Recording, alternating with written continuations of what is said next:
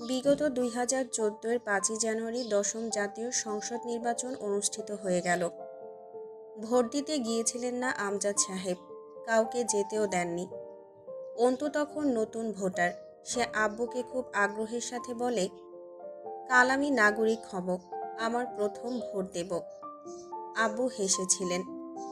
তোর জন্য ballot paper বেঁচে থাকলে না হয় ভোট দিতি, আজ রাতে সেসবে সিল পড়ে যাবে।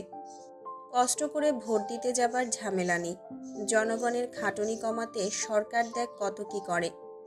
তবুও লোকে বলে রাজনীতি আর রাজনৈতিকতা ভালো না। সে খবরের কাগজে পড়েছিল নির্বাচনের আগের রাতে কমপক্ষে 500 ভোট কেন্দ্র আগুনের হলকায় দাউ দাউ করে জ্বলেছে। 20-25 জনের মৃত্যুর খবর যদি ছাপাই হয়, আমজাদ সাহেব ধারণা করলেন মৃত্যু এর চেয়ে অনেক বেশি হয়েছে, আহত অগণিত।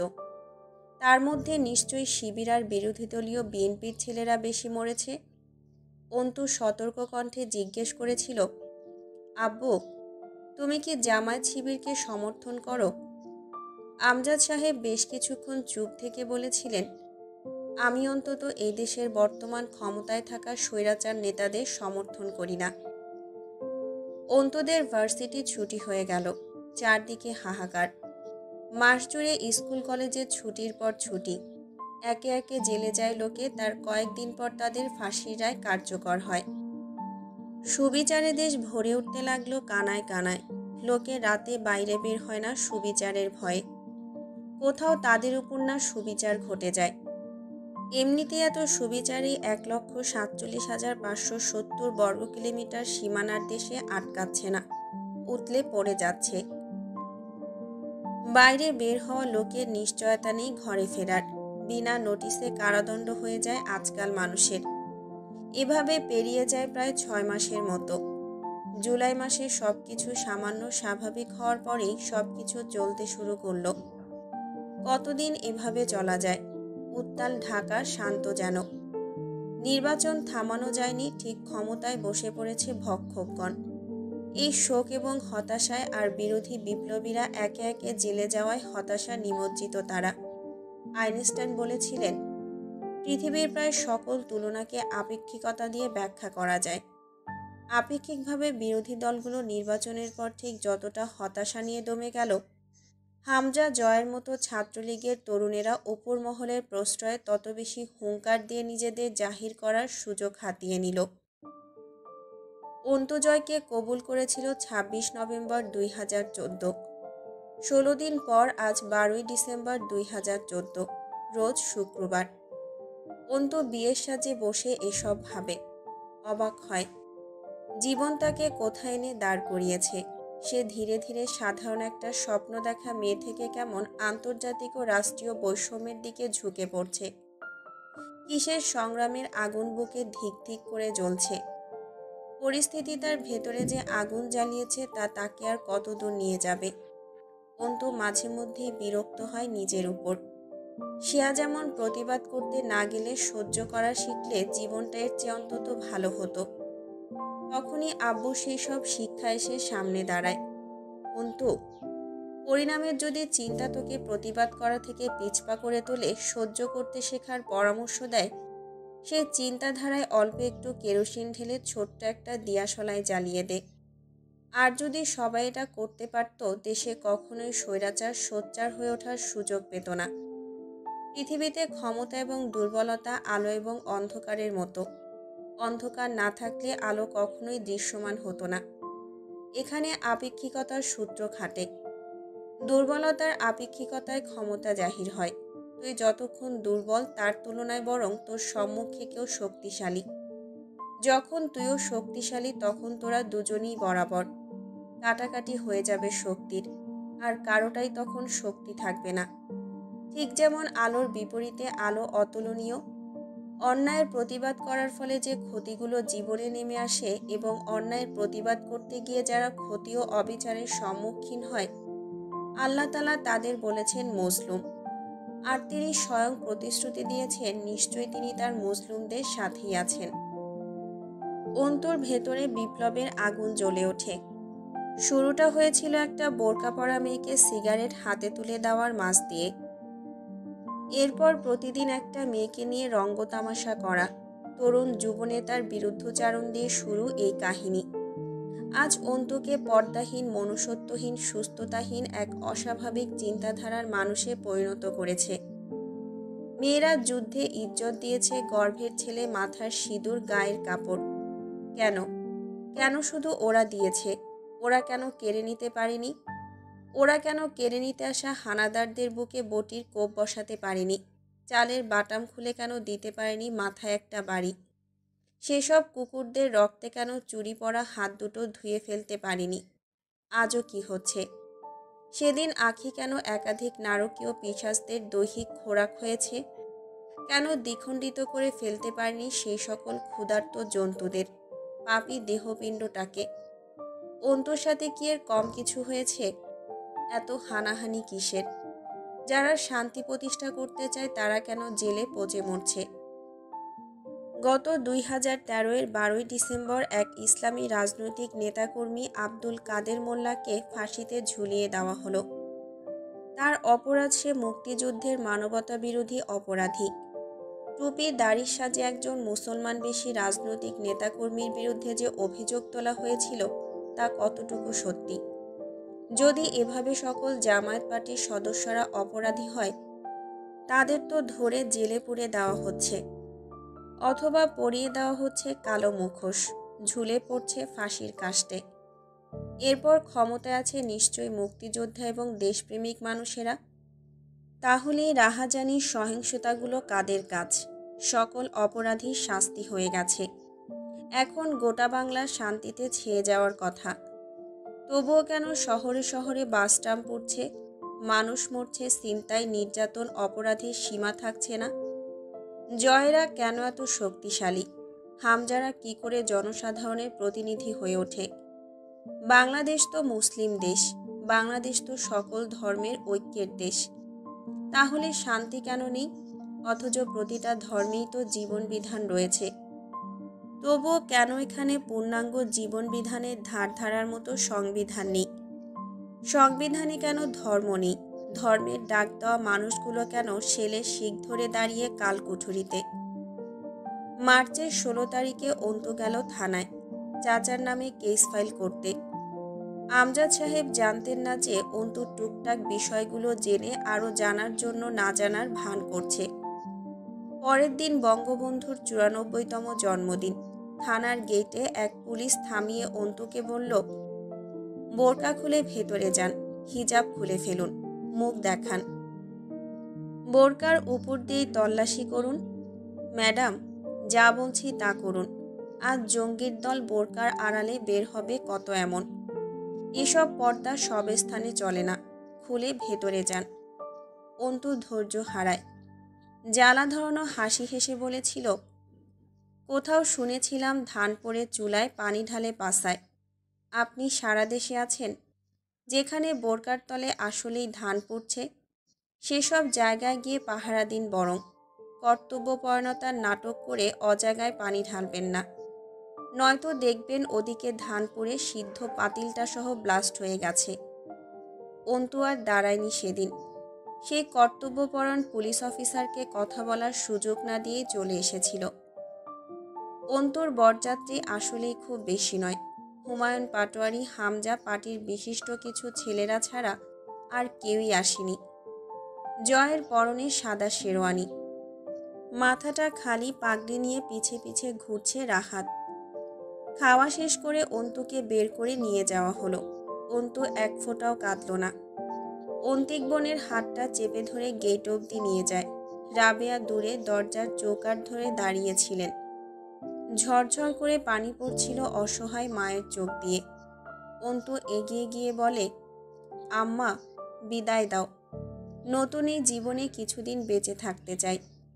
বেঁচে থেকে কিছু নতুন অভিজ্ঞতায় ভিজিয়ে ফেলতে চাই হাত দুটো।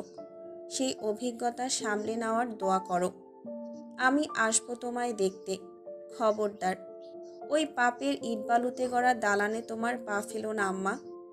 আব্বু আমায় যেদিকে দিয়ে গেছে তা আমার মাঝেই থাক। তোমার পা নোংরা করতে যেও না।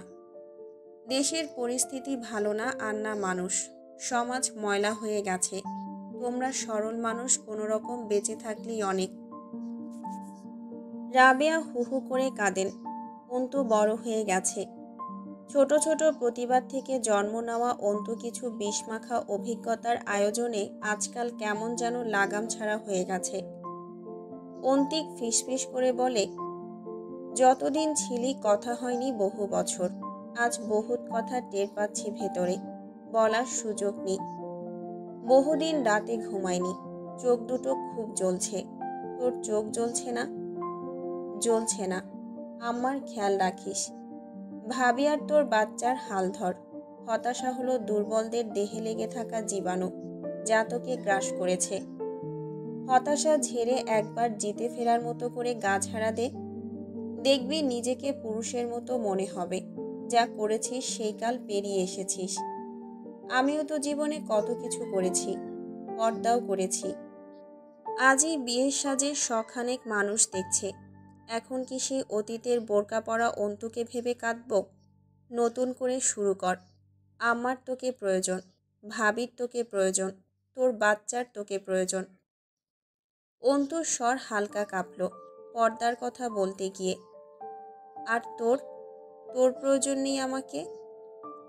আমাকে খুব প্রয়োজন। এছাড়া আশেপাশে প্রয়োজনীয় কিছু তেমন চোখে পড়ছে না আপাতত।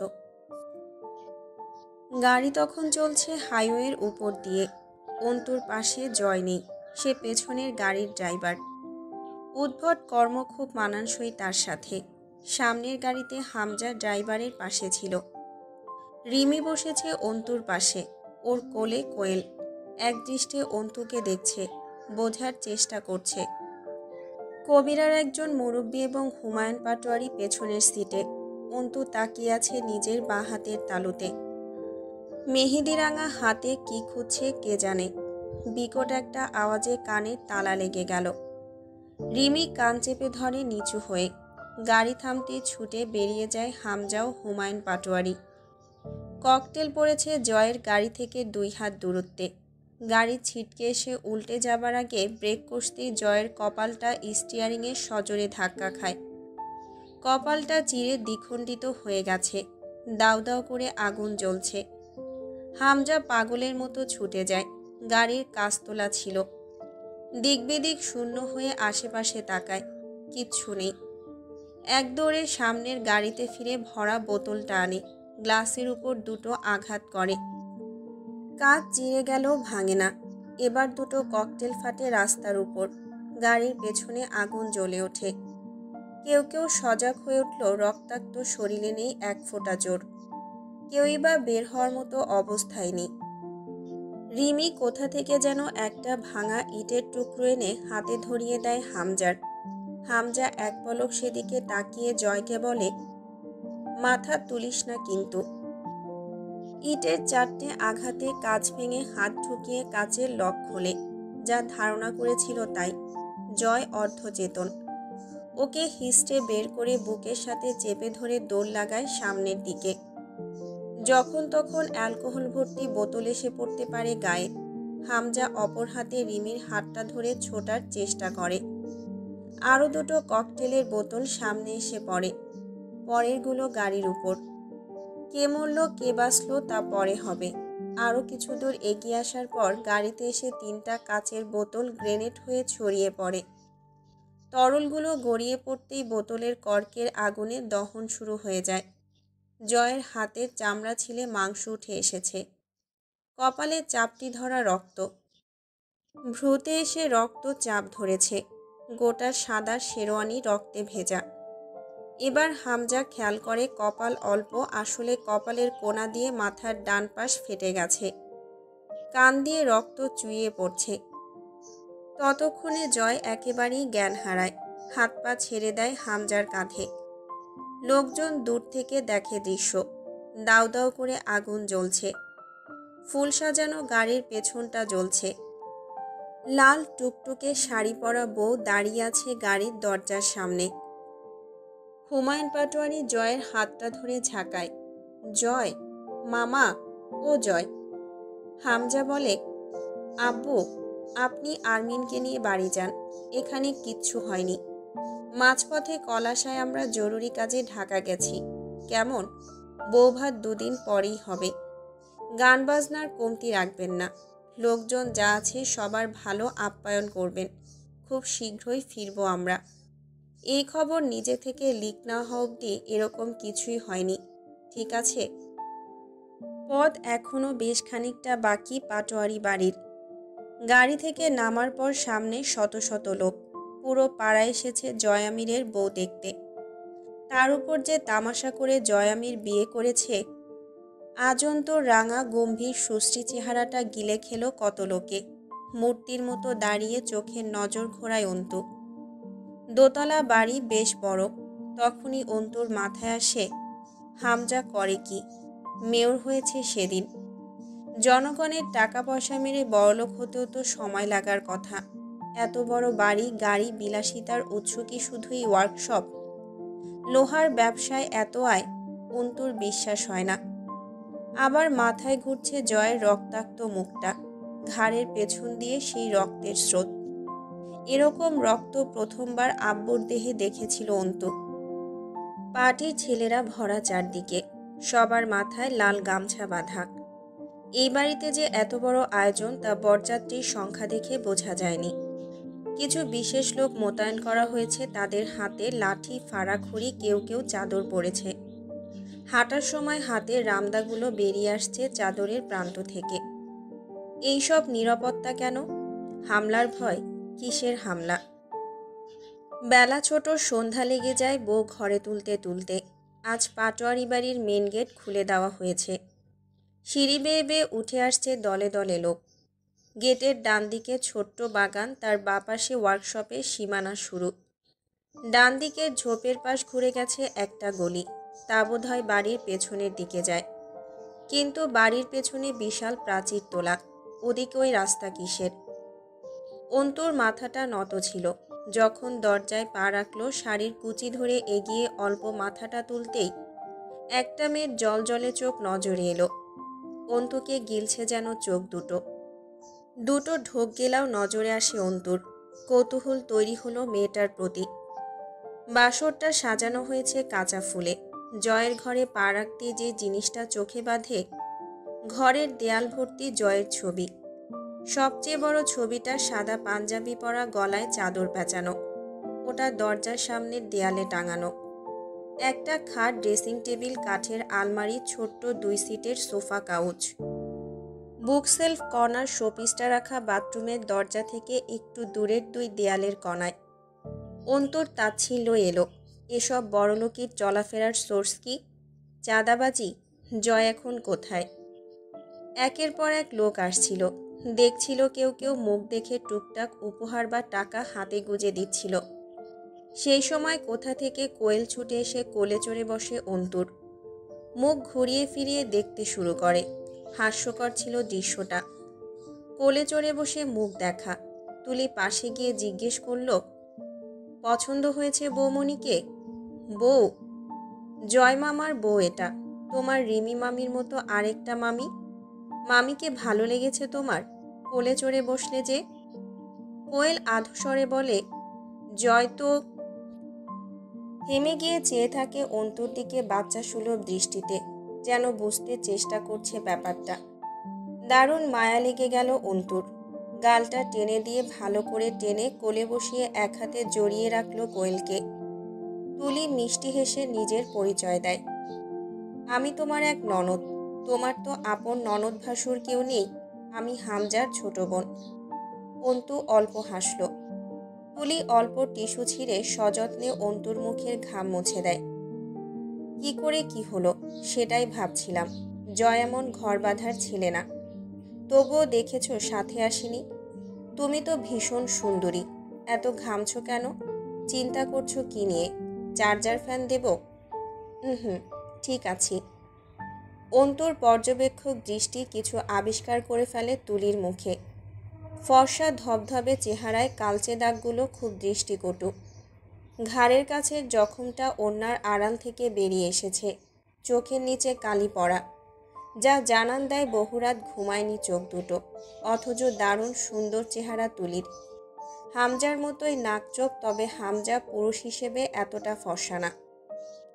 রিমি এসে দাঁড়াতেই তুলি চমকায়। মুখটা এমন ছোট লাগছে কেন তোমার ভাবি? জয় আর হামজা ভাই কোথায়? ওরা কি আজকের দিনটাও স্বাভাবিকভাবে পালন করতে পারতো না? রেগে উঠল তুলি। রিমি যান্ত্রিক স্বরে জানায়, রাস্তায় গাড়িতে হামলা হয়েছিল। জয়কে বোধহয় আপনার ভাই রাজধানীতে নিয়ে গেছে। আটকে ওঠে তুলি। মুখটা বিবর্ণ হয়ে যায়। দরজার বাইরে ধপ করে বসে পড়ে তরু। মৃত ঝর্ণার মতো ঝিরঝির করে গড়িয়ে থুতুনি ছোঁয় নোনা জল। শাহানা জানতে পেরে হাউমাউ করে কেঁদে ওঠে হামজার জন্য। তার ভয় হয়, ঢাকা যেতে যেতে আবার যদি হামলা হয়। লোকের আনাগোনা কমল রাত 11টার দিকে। তোড়জোড় কমে গেল। ঠিক খবর হয়ে গেছে বিয়ের গাড়িতে হামলা হয়েছে। পুলিশ এসেছিল। হুমায়ুন পাটোয়ারি সামনে নিয়েছেন। অন্তু ঘরটা দেখল দৃষ্টি ঘুরিয়ে। বেডসাইড টেবিলের উপর কাচের বোল ভর্তি কাজু বাদাম রাখা। তার পাশে ছোট্ট একটা হিট ফ্লাক্স পড়ে আছে। অন্তু কর খুলে শুকল। মদের বিশ্রী গন্ধ, তবে তরল নেই। হলুদ একটা স্মাইলি হ্যান্ডপ্রেস বল পাওয়া গেল ড্রয়ারে। এটা ব্যবহার করা হয় মেজাজ ঠান্ডা রাখতে। মানসিক বিশেষজ্ঞরা এটাকে হাতের মুঠোয় রেখে প্রেস করার পরামর্শ দেন মেজাজ শান্ত রাখতে। ড্রয়ারে ছোট বড় ছুরি অনেকগুলো। বুলেট কেস পড়ে আছে। অনেকগুলো সিগারেটের বাক্স, দেয়াশলাই, লাইটার, কাগজের মোড়কে বিভিন্ন রকম বড়ি পেল অন্তু। দুটো খালি সিরিঞ্জ স্লিপিং ড্রাগের বলেই মনে হলো। ভারী গহনা ও শাড়ি খুলে সুটকেস থেকে একটা সাদা লম্বা জামা বের করে নিল। বাথরুমে এগোনোর পথে গয়না তুলে রাখার জন্য আলমারি খুলল। সারি সারি shirt, Punjabi, T shirt, pant ঝুলছে। দুধ সাদা থানের মতো লুঙ্গি ভাঁজ করে রাখা। নিচের তাকে পারফিউমের কৌটো, বেশ কয়েকটা ঘড়ির বক্স সাজিয়ে রাখা। অন্তু অবাক হয়ে দেখল একটা দুমড়ে যাওয়া আধখাওয়া সিগারেট। অন্তু থমকে দাঁড়িয়ে থাকে। জয়ের সাথে প্রথম সাক্ষাতের কথা মনে পড়ে যায়। এই সিগারেটের টুকরো পায়ে পিষে ফেলার মাঝ দিয়েই জয় নামক অভিশাপের আগমন হয়েছিল তার জীবনে। নবম দিন অন্তুর পাটোয়ারি বাড়িতে। সারাদিন বারান্দায় দাঁড়িয়ে থাকা, ঘুরে ফিরে জয়ের ঘরটা দেখা, রান্নাঘরে গিয়ে রিমির পাশে দাঁড়িয়ে থেকে আবার রুমে আসা। সকালে হুমায়ুন পাটোয়ারি ডেকে বললেন, আরমিন, আম্মা। সুমধুর ডাক। অন্তু কাছে গেলে সহাস্যে বললেন, মামা শ্বশুরকে 1 কাপ চা দিতে পারো? অন্তু রান্নাঘরে যেতে যেতে ভাবে, আসল শ্বশুরের খবর নাই, মামা শ্বশুরের ঘুম নাই, তার আবার চা চাই। বাংলার সব ঘরে চায়ের চলন নেই নিয়ম করে। উচ্চবিত্তরা এসব মানে। পাটোয়ারি সাহেব ভালো লোক, ব্যবহার কথাবার্তা সবই আন্তরিক। অন্তুর ওনাকে ভালোই লেগেছে, কিন্তু শাহানা অন্তুকে সহ্য করতে পারছেন না। অন্তু বাড়িতে পা না রাখতেই বাড়িতে রক্তের ছাপ লেগেছে। রিমির হাতের কবজি বেয়ে জয়ের রক্ত এসেছিল সেদিন। জয় আসেনি। 2 ভাই রাজধানীতে পড়ে আছে। কল করলেও হামজা কিছুই বলে না বিশেষ। বলে সবই ঠিক আছে, জলদি দিনাজপুর ফিরব। জয়ের অবস্থা কিছুই বলে না। সেসবের জন্য তার অন্তুকে দায়ী মনে হয়। আগামীকাল থেকে 2 দিন হরতাল। বহুদিন থেমেছিল এইসব অবরোধ। আবার শুরু হলো কিসে কে জানে। ওরা আসতে যে আরও কয়েকটা দিন লাগবে এটা বোঝা যাচ্ছে। শাহানার শরীরে কোনো উন্নতি নেই। সে সারাদিন পেটের ব্যথায় কাতরায়। কথা বলার লোক নেই তার। অন্তু গিয়ে বসেছিল। 2-4 কথা শুনিয়ে রুম থেকে বেরোতে বলেছেন। বিকেলবেলা তুলির রুমে ঢুকতেই ফিডার রেখে দৌড়ে এসে ঝেঁপে পড়ল কোয়েল। আরিন, চলো চকলেট কিনে আনি। জয়টা আসছে না, তুমি ওর বউ, তুমি চলো। অন্তুর কানে গলিত সীসার মতো ঢোকে জয়ের বউ কথাটা। সে হাসে। পরে যাব আম্মা, চলুন এখন দুধটুকু শেষ করুন, নয়তো চকলেট কিনে দেব না। অন্তু বসে থাকে কিছুক্ষণ, পরে দ্বিধা ভেঙে জিজ্ঞেস করে, দুলাভাইকে তো দেখলাম না আসতে, মেয়েকে দেখতে আসে না, আপনি কি এখানেই থাকছেন? এত দ্বিধা করছো কেন? সৌজন্যের কিছু নেই, সরাসরি প্রশ্ন করো, মনে যা আছে তাই বলো। হাসল তুলি। কি হয়েছে আপনার দুলাভাইয়ের সাথে? তুলির মনে হয় জয়ের বউটা অন্তর্যামী। নতুন এই বাড়িতে এসে শুধু সবার চালচলনে অন্তু যেসব সত্যগুলো বুঝে গেছে, তার সাধারণ চিন্তার মেয়ের পক্ষে সম্ভব নয়। তুলি করুণ হাসে। এতগুলো দিন এসে রয়েছি, এই বাড়ির কেউই জিজ্ঞেস করেনি তুমি কেন করছো। আমি এই বাড়ির কেউ নই। তুলি চেয়ে থাকে অন্তুর মুখের দিকে। চোখে মুখে অনেক কিছু, কিন্তু সেসব নীরব। চোখ যেসব কথা বলে এই মেয়ের তা বোঝা যায় না, শুধু বোঝা যায় বহু কথাই বলে যায় নিঃশব্দে। ওড়নাটা মাথায় পড়ে শাড়ির আঁচলের মতো করে, কপাল অবধি পড়ে থাকে। চলনে একটা আভিজাত্য আছে। তুলির খুব পছন্দ হয়েছে জয়ের বউকে। এখন সে বুঝতে পারে যা তা ধরে আনিনি জয়। অন্তু নামাজ শেষ করতেই ঘড়িতে 11:43 বাজে। বাড়িতে খাওয়া দাওয়ার কোনো ঠিক নেই এদের। কেউ অসুস্থ, কেউ বা বিষণ্ণ, কেউ ঘুমন্ত। অন্তু নিজে খাবার বেড়ে নিয়ে খেতে বসল। খানিক পরে হুমায়ুন পাটোয়ারি এসে বললেন, খাবার দাও তো আম্মা, কেউ খাক না খাক আমি আর তুমি খেয়ে বাঁচি। অন্তু খেতে খেতে জিজ্ঞেস করে, আপনার হাই প্রেশার আছে মামা? না, কিন্তু অ্যাজমার ভাব আছে। তাহলে মাংস খাবেন না, ওটা আমি আমার জন্য বের করেছি। আপনি ডাল দিয়ে খেয়ে নিন, আমি তরুকে ডেকে আনছি। অবাক হয়ে তাকিয়ে রইলেন হুমায়ুন সাহেব। সিরিয়াস গম্ভীর, আবার কেমন অদ্ভুত মেয়েটা বাড়িটাকে দুই বাহুতে আঁকড়ে ধরেছে নাকি নিজের নিয়ন্ত্রণে রেখেছে ঠিকমতো বোঝা যাচ্ছে না। তরুকে রুমে না পেয়ে ছাদের দিকে পা বাড়ালো অন্তু। সে ওখানেই বেশি কাটায় আজকাল, একা একা নির্জনে। অন্তুর দিকে তাকায় না। অন্তুর এটাও বোঝা হয়ে গেছে তার কাছে সর্বোচ্চ ঘৃণ্য পুরুষটারও একটা বিরোহিনী আছে। আশ্চর্য হলেও আশ্চর্য নয়, কারণ মানুষের মন বড়ই বিচিত্র। তরুর কাছে হয়তো জয়কে ভালোবাসার কারণ আছে। অর্ধেক সিঁড়ি উঠতেই রিমির চিৎকারে বাড়ি কেঁপে উঠল। অন্তু পিছু ঘুরতেই ওর আগে তরু নেমে আসে পাশ কাটিয়ে। ধাক্কায় অন্তু পড়ে যেতে নিলে তরু বাহু চেপে ধরে গম্ভীর হয়ে বলল, এত নড়বড়ে হলে তো চলবে না, সিঁড়িঘরের দরজা আটকে দ্রুত নেমে এসো। এবার সকলেই শুনতে পায় সজোরে ঠাস করে কাঁচ ফাটার আওয়াজ। বেরিয়ে আসে রিমি। তার বাহুর উপরে কামিজের হাতা রক্তে ভেজা। কাচের আঘাত পেয়েছে। অন্তু ভেতরে ঢুকে দেখে রিমির ঘরের জানালার কাচে 3টে ছিদ্র। পাথর ছড়িয়ে আছে মেঝেতে। অন্তু থাকা অবস্থায় আরও 2টো পাথর এসে অন্য জানালার কাচ ভেঙে দেয়ালে ছিটকে পড়ে। নিচে যেন বিক্ষোভ শুরু হয়েছে এত রাতে। দলে দলে পদচারণার আওয়াজ বাড়ির চারপাশে টহলের মতো ঘুরছে। অন্তু বেরিয়ে আসে দ্রুত। রিমি সাবধান করে, আরমিন, এখানেই দাঁড়ান, ঘরে যাবেন না। জয় ভাইয়ার ঘরে হামলা সবসময় আগে হয়। দরজায় করাঘাত পড়লে খুলে দেয় অন্তু।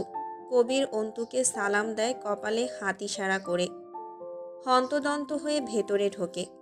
রিমিকে বলে, রাহাত মরে গেছে ভাবি, ক্লাব ঘরে আগুন জ্বলছে, সব শেষ, ক্লাবের সব শেষ।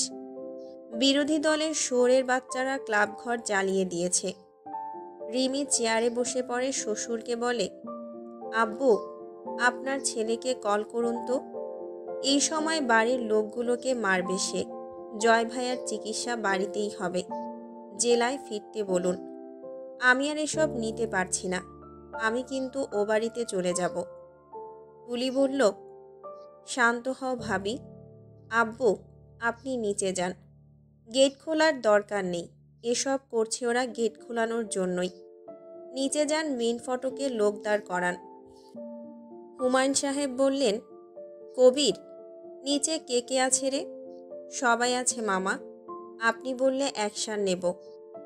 দরকার নেই, দুই ভাই জেলায় নেই, এখন অ্যাকশান নেবার কিছুই নেই। ওরা ফিরুক, যা করার করবে, চল তো।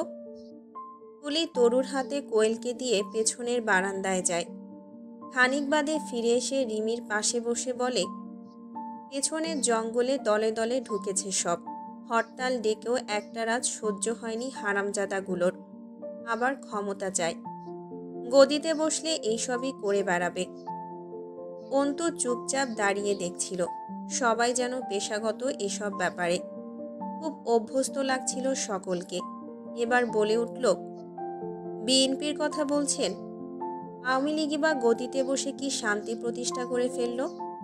মোট কথা, গদিতে যেই থাকুক খেলা একই রঙের দেখাবে। দলের লোকের কিছুই না, যা যায় সব তো জনগণের। ওরা তো শুধু নিজেদের মধ্যে ধরাধরি খেলে, বিনোদন নেয় জীবনের। অনেকক্ষণ আর কেউ কথা বলল না। বারবার সবাই অন্তুর দিকেই তাকাচ্ছিল। অন্তুর সযত্নে একটু স্যাভলন মাখিয়ে রিমির হাতে একটা কাপড় বেঁধে দিল। রিমি জিদ ধরে বলল, কাল সকালে যদি এই বাড়ি না ছেড়েছি আমার জিহ্বা কাটা পড়ুক।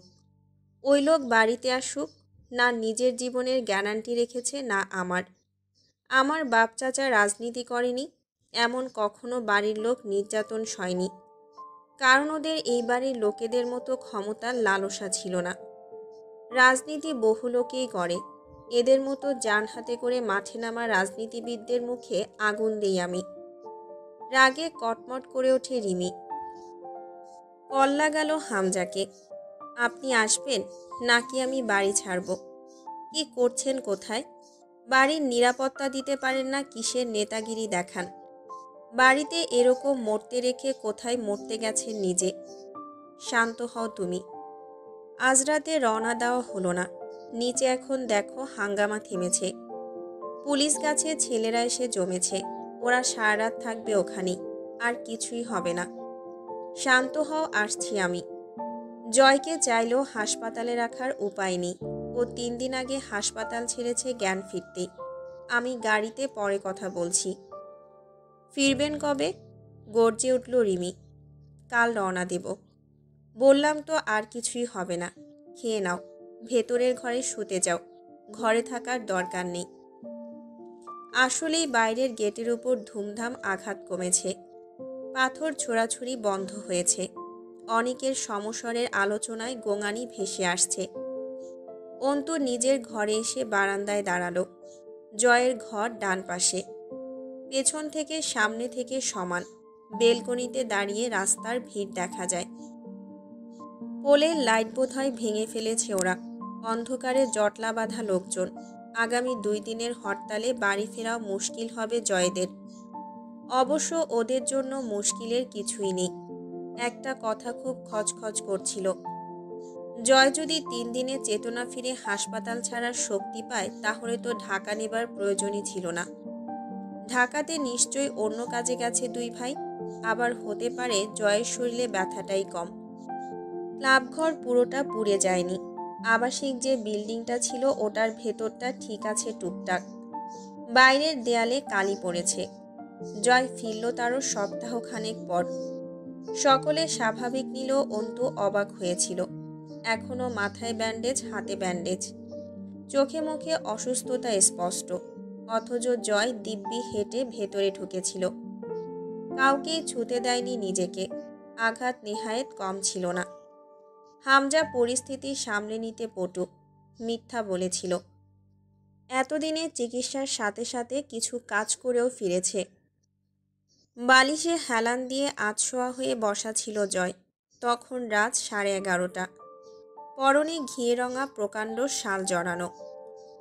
সকলেই ভিড় করে আছে জয়কে। হামজা বিছানার উপর জয়ের পায়ের কাছে ক্লান্ত ভঙ্গিতে টান টান হয়ে শোয়া। জয়ের মুখ অসম্ভব গম্ভীর, চোখ মুখের ভাব গাঢ়। শুধু মামিকে জিজ্ঞেস করল, শরীর কেমন? শাহানার ব্যথা অসহ্য পর্যায়ে চলে গেছে। জরায়ুতে ঘাতার। এই সংকটের মাঝে অপারেশনের সুযোগ নেই বললেই চলে। হুমায়ুন সাহেব জিজ্ঞেস করলেন, বিএনপি হঠাৎ খেপেছে কেন আবার? হামজা বলল, ওরা খেপেছিল না কবে? ক্ষমতা হারানোর পর থেকেই খেপে আছে। এবারে নির্বাচনের পর মাঝখানে কিছুদিন হতাশা পালন করেছে। তাই মনে হয়েছে স্বাভাবিক হয়ে গেছে সব কিছু। সংসদ নির্বাচনের বছর পূর্তি হবে। ওদের জ্বলন আবার বেড়েছে। ঢাকার পরিস্থিতি ভয়াবহ। সেদিনের হামলা তবে ওরাই করেছিল? না। আবার হ্যাঁও, বিএনপির দল ভারী হয়েছে। বুঝতে পারছো না? ক্ষমতা এসেছে একদল, আর আসেনি বহুদল। ওই বহুদল এখন ধীরে ধীরে আরও একদল হচ্ছে। মাজাহার নাকি তোর সাথে কথা বলতে চায়। কথা নেই আমার কোনো। ওই শালা ধান্দাবাজ। ওর বাপের অফিসে কাল কয়েকটা জঙ্গি ঢুকেছিল, এখন হাত মেলাতে চাইবেই। না মেলালে আবার নতুন ফোন দিয়ে আটকাবে আমাকে বাস দেবার। রাস্তার কাজ থেমে আছে, কন্ট্রাক্টর এসে ঘুরে গেছে কয়েক দফা। ওদের তো অলিফলি বেঁধে গেছে। রাস্তার কি বাল হয়েছে? কয়েকদিন আগেও প্রাইমারি স্কুলের সম্মেলনে নতুন বিল্ডিং মঞ্জুর করা হলো, ভরে না জনগণের। এই পরিস্থিতিতে রাস্তায় কাজ হয়, কয়েকটাকে বোম মেরে উড়িয়ে দিয়ে গেলে তবে হয়তো সুখে থাকার চিন্তা দূর হবে জনগণের। আর কেউ কোনো কথা বলল না। শান্ত হামজারি কথাগুলোই আগুনের মতো গরম। সহজে না রাগা মানুষটার সামান্য একটু চেতে যাওয়াও অনেক। রিমি বেরিয়ে গেল ভারী পা ফেলে। জয় চুপচাপ খাটের সাথে হেলান দিয়ে চোখ বুজেছিল। অন্তু গরম পানি নিয়ে ঘরে ঢুকল। হামজা বলল, প্রেসক্রিপশনটা আমার কাছে দাও, বুঝিয়ে দিচ্ছি। অ্যান্টিবায়োটিক দিয়েছে, সময় মতো খাওয়াবে। অন্তু কাগজ এগিয়ে দিয়ে দাঁড়ালো। জয় চোখ খুলে তাকায়। আটশাট ও জামা যদিও পরেনি অন্তু, তবুও শরীরের মাপা হয়ে গেল ওর চোখ দিয়ে। অভিজ্ঞ চোখ দুটোর একটু অসুবিধা হলো না নারী শরীরের ভাঁজগুলো কাপড়ের উপর দিয়ে পরিমাপ করে নিতে। তাতেই নিঃশ্বাস ভারী হলো। এদিক ওদিক তাকালো বারবার। অন্তু ওড়নাটা শাড়ির আঁচলের মতো মাথায় দিয়েছে। আগের চেয়ে যেন ভিন্ন দেখতে লাগছে। এটা বোধহয় বিয়ের জাদুতে। হাতে গায়ে কোনো ধরনের অলংকার না থাকা সত্ত্বেও বউ বউ লাগছিল। জয়ের বুক ওঠানামা করে, রক্তের তেজ বাড়ে। অধৈর্য হয়ে উঠল এক মুহূর্তেই। রাশভারী গলায় বলে উঠল, মামা, বের হও তো রুম থেকে। সকলেই একে একে বেরিয়ে যায়। হামজা গম্ভীর হয়ে বলল, ডাক্তার তোকে উত্তেজিত হতে নিষেধ করেছে। নতুন রক্ত দেওয়া হয়েছে শরীরে। জয় গোয়ারের মতো বলল, বাইরে যাও। অন্তু ওষুধ খুলছিল। অস্বস্তিতে হাত পা অসাড় হয়ে আসে। ইচ্ছে করছিল ছুটে পালিয়ে যেতেই সীমানা থেকে। ঘৃণ্যই লোকটার সাথে এক ঘরে কি করে থাকবে তা ভাবার শক্তিটুকু ভেতরে নেই।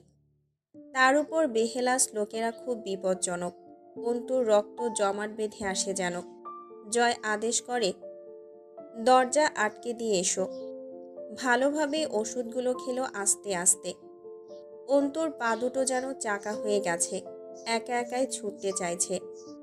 আড়ষ্টতায় শরীরটা ভার হয়ে উঠছিল, ঠিক যেমন ভূতের ভয়ে মানুষ ভারী হয়ে ওঠে। হেলান দিয়ে বসে আছে জয়। শার্টের বোধহয় নিচের দুটো বোতাম লাগানো। উপরের খোলা বোতামের মাঝ দিয়ে পশমে ভরা বুকে নজর যেতেই গা হিম হিম করে ওঠে অন্তুর। আল্লাহকে ডেকে উঠল। পানা চেয়ে উঠল ভেতরটা। মিনতি করে উঠল যেন মুক্তি চায়। জয় ঠোঁটের ফাঁক দিয়ে বড় বড় শ্বাস নিচ্ছিল। শরীর ঘেমেছে অল্প। অন্তু উঠে যেতে উদ্যত হতেই বলল, পানি দাও, আর একটু পানি খাবো। ওষুধ আটকে আছে গলায়। অন্তুর গ্লাস এগোতেই জয় থাবা দিয়ে খপ করে ধরে হাতের কবজি। অন্তুর হাতের শিথিলতায় ঝনঝনিয়ে গ্লাসটা পড়ে ভেঙে যায় মেঝেতে। ঝাঁকি মেরে ওঠে অন্তুর দেহটা। হাতটা মোচড়ায় জয়ের মুঠোর মাঝে। মুখটা শক্ত হয়ে ওঠে অন্তুর। তীক্ষ্ণ চোখে তাকায় জয়ের দিকে। জয় শীতল চোখে চেয়ে থেকে জিজ্ঞেস করে, হাত মোচড়াচ্ছ কেন ঘরওয়ালি? এতগুলো দিন একা শুতে খারাপ লেগেছিল? চোখ দুটো হেসে ওঠে জয়ের। সেই হাসি জয়ের। ভ্রুটা নাচায় নিজস্ব গতিতে। একটানে অন্তুকে বিছানায় ফেলে ব্যান্ডেজ জড়ানো হাতেই ওড়নাটা হিস্টে খুলে ফেলে। হাতের ক্ষততে বোধহয় টান লাগতেই মুখ কুঁচকায়। মাথার ব্যান্ডেজের উপর রক্তের তরল দেখা দেয়। কারণটা বোঝা যায় না। প্রথম একটা চুমু ঠিক কণ্ঠনালীর উপর খেয়ে মুখ তুলে আস্তে করে বলে, মোহরানা বাকি রইল, পরে শোধ করব সেসব। সেই রাতে জয়কে খুখার জঙ্গলির খাদকের মতো লেগেছিল। অন্তুর চোখের আর্তনাদ, হাতের প্রতিরোধে জয় বোধহয় শক্তি পাচ্ছিল আরও।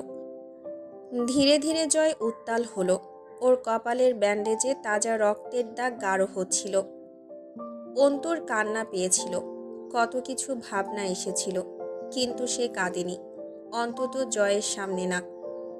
একদিন এরকম কিছুরই আশঙ্কাকে জনগণ মনে প্রাণে বিশ্বাস করে কত কি করে ফেলেছে, এই পর্যন্ত এনে ফেলেছে ওকে।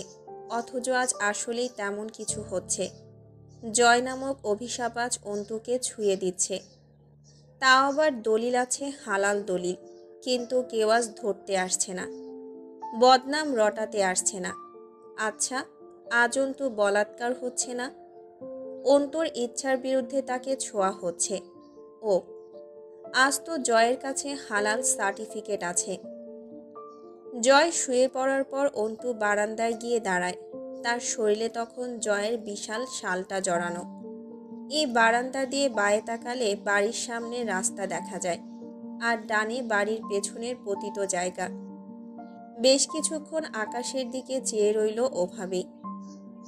আব্বুর কথা মনে পড়লে এখন আর কান্না পায় না, কলিজাটা চির ধরে, তবে ফোঁট ফাটে না। আজ ফাটল। ঝরঝর করে অশ্রু গড়ালো চোখ দিয়ে। নিজেকে খুব অপবিত্র লাগছিল। খুব গভীরভাবে লেগে আছে জয় আমিরের ছোঁয়া গোটা দেহে। দূরে কোথাও বাচ্চা কাঁদছে, কেউ কাঁদছে। অন্তু চমকালো। এত রাতে আবার কে কাঁদছে? করুণ সেই স্বর। কোথা থেকে আসছে কান্নার আওয়াজ? গাটা ছমছম করে ওঠে। ঘড়িতে তখন রাত 4টা। আরও কিছুক্ষণ দাঁড়িয়ে রইল অন্তু। ভেতর থেকে জড়ানো গলায় জয় ডাকল, ঘরওয়ালি, ভেতরে এসো। এত রাতে মেয়ে মানুষ বাইরে দাঁড়ানো ঠিক না।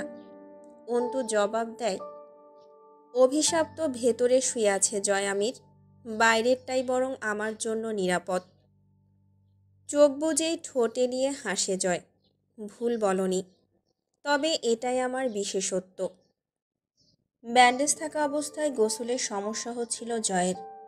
কদিন ওভাবেই গোসল করেছে। গোসল না করে থাকতে পারে না কিছুতেই। একদিন বেশি বিরক্ত হয়ে একটানে ব্যান্ডেজ খুলে ফেলে দেওয়ার সাথে সাথেই রক্ত বের হয়ে এলো ক্ষত থেকে। উপরে চটা উঠে গেল কাপড়ের সাথে। অভ্যেসবশত চিৎকার করে ডাকল, তরু। পরে বিড়বিড় করল, যা শালা, ভুল বাড়ির কলিং বেল চেপে ফেলেছি। বউয়ের হাতে ঝাঁটার আদর খাওয়ার মোক্ষম সুযোগ। এমনিতেই আমার যে খান্নাস বউ। ভুল সূত্রে অন্তুকে ডাকল। অন্তু আসবে না সেটা জানা কথা। জয়ের ডাক শুনে সে আরও বেশি ব্যস্ত হয়ে পড়ে। অবসরে বসে থাকলে কাজ তৈরি করে নিয়ে সেই কাজে মন দেয়। সেদিন রাতে ওষুধ দেবার জন্য ডাকল জয়। অন্তু কোয়েলের সাথে খেলছিল। কোয়েলকে রেখে শোকেসের সকল শোপিস নামিয়ে আবার সেগুলো ঝেড়ে পরিষ্কার করতে শুরু করলো। জয়কে ওষুধ দিয়েছে হামজা, পানি গরম করে দিয়েছে রিমি। সকাল সকাল ভার্সিটি গিয়ে ঘুরে এসেছে একবার, কপালে মেডিটেপ লাগানো। এরপর ফিরে কোনো মতে খেয়ে আবার ক্লাবে গেছে।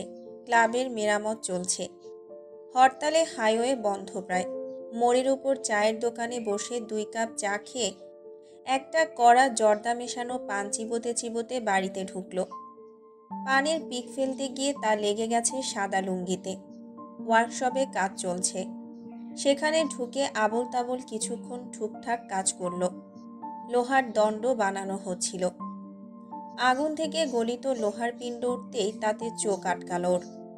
টকটকে লাল গলিত আগুন যেন। দৌড়ে গিয়ে হাতুড় তুলে পেটাতে আরম্ভ করলো সেটাকে। বেশ মজার কাজ, শীত শীত এখনো আছে প্রকৃতিতে, তবুও ঘেমে গা ভিজে উঠল।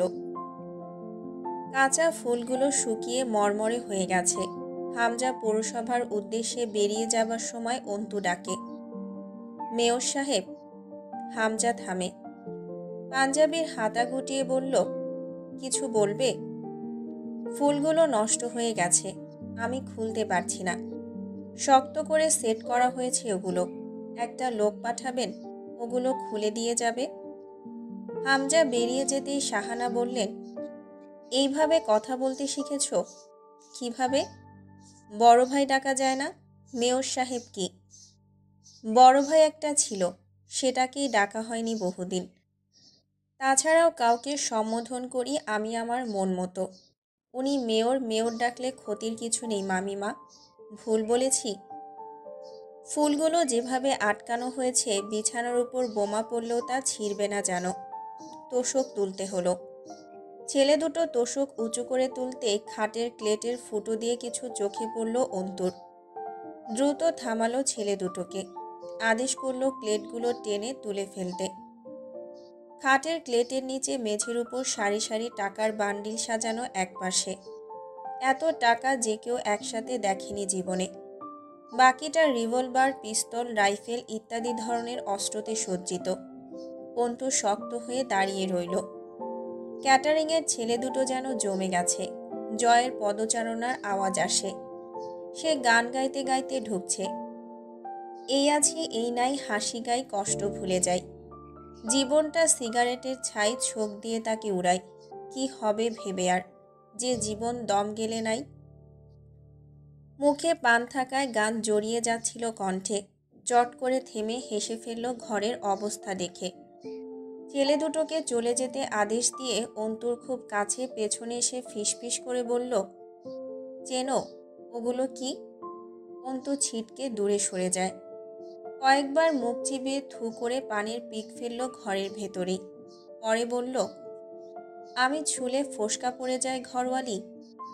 ঝলসে যায়। আপনি ছুলে ক্ষয় হয়ে যায় যে কোনো কিছুই, তা তো জানেন। একেই বলে ঘরের বউ। কয়দিন হয়েছে এর মধ্যে একদম মুখস্থ করে ফেলেছ আমায়। এই টাকা কিসের? মুখ ঝামটি মারল যেন মোটেই কোনো ভালো জিনিস নয়। নাক কুচকে নাটক করে বলল, জাল টাকা। নজর দিলে চোখের ক্যালোরি লস। লাভ নেই, পলাশের মাল সব। অন্তুর সম্মতি জানালো। আমিও ভাবছিলাম বাংলাদেশের লিগাল পয়সায় বড়জোর ডাল ভাত খেয়ে বেঁচে থাকা যায়, সেটাও রক্ত ঘাম করে ছড়িয়ে। কিন্তু আপনারা ভালো কোনো পজিশন না পেতেই এত ফুলে ফেপে উঠেছেন। সোর্সটা কি? জাল টাকার ব্যবসা? ওয়াও, হাততালি আপনাদের জন্য। পলাশ আপনাদের পার্টনার? জয় বুকে হাত রেখে মাথা নত করল, যেন সে তার কর্মের বাহবা নিচ্ছে। প্রশংসায় বুক ভরে উঠেছে তার। এরপর বলল, অথচ তোমার জন্য সেই পার্টনারের সাথেও তিরিং বিরিং করেছি, তবুও তোমার ভেতরে কোনো কৃতজ্ঞতা নেই। পেলাম তার বদলে থুতু। এটা কি ঠিক? অন্তু গর্বে বুক ফুলিয়ে বলল, তার বদলে আমিও পেয়েছি অনেক কিছু। কি পেয়েছি জানেন? থাক, অত সব প্রাপ্তি খেয়ালে এলে রক্তে জ্বালা ধরে যায়। পাপ কাজের দুর্দমনীয় ইচ্ছেরা খুব জ্বালায় আমাকে। হাতটা আরেকটু শক্ত হোক। মুখে যতই যা বলি, হাত কিন্তু এখনো নরম রয়ে গেছে আমার। দাঁত কপাটি আটকে জয় বলল, থুতু কেন দিয়েছিলে আমায়?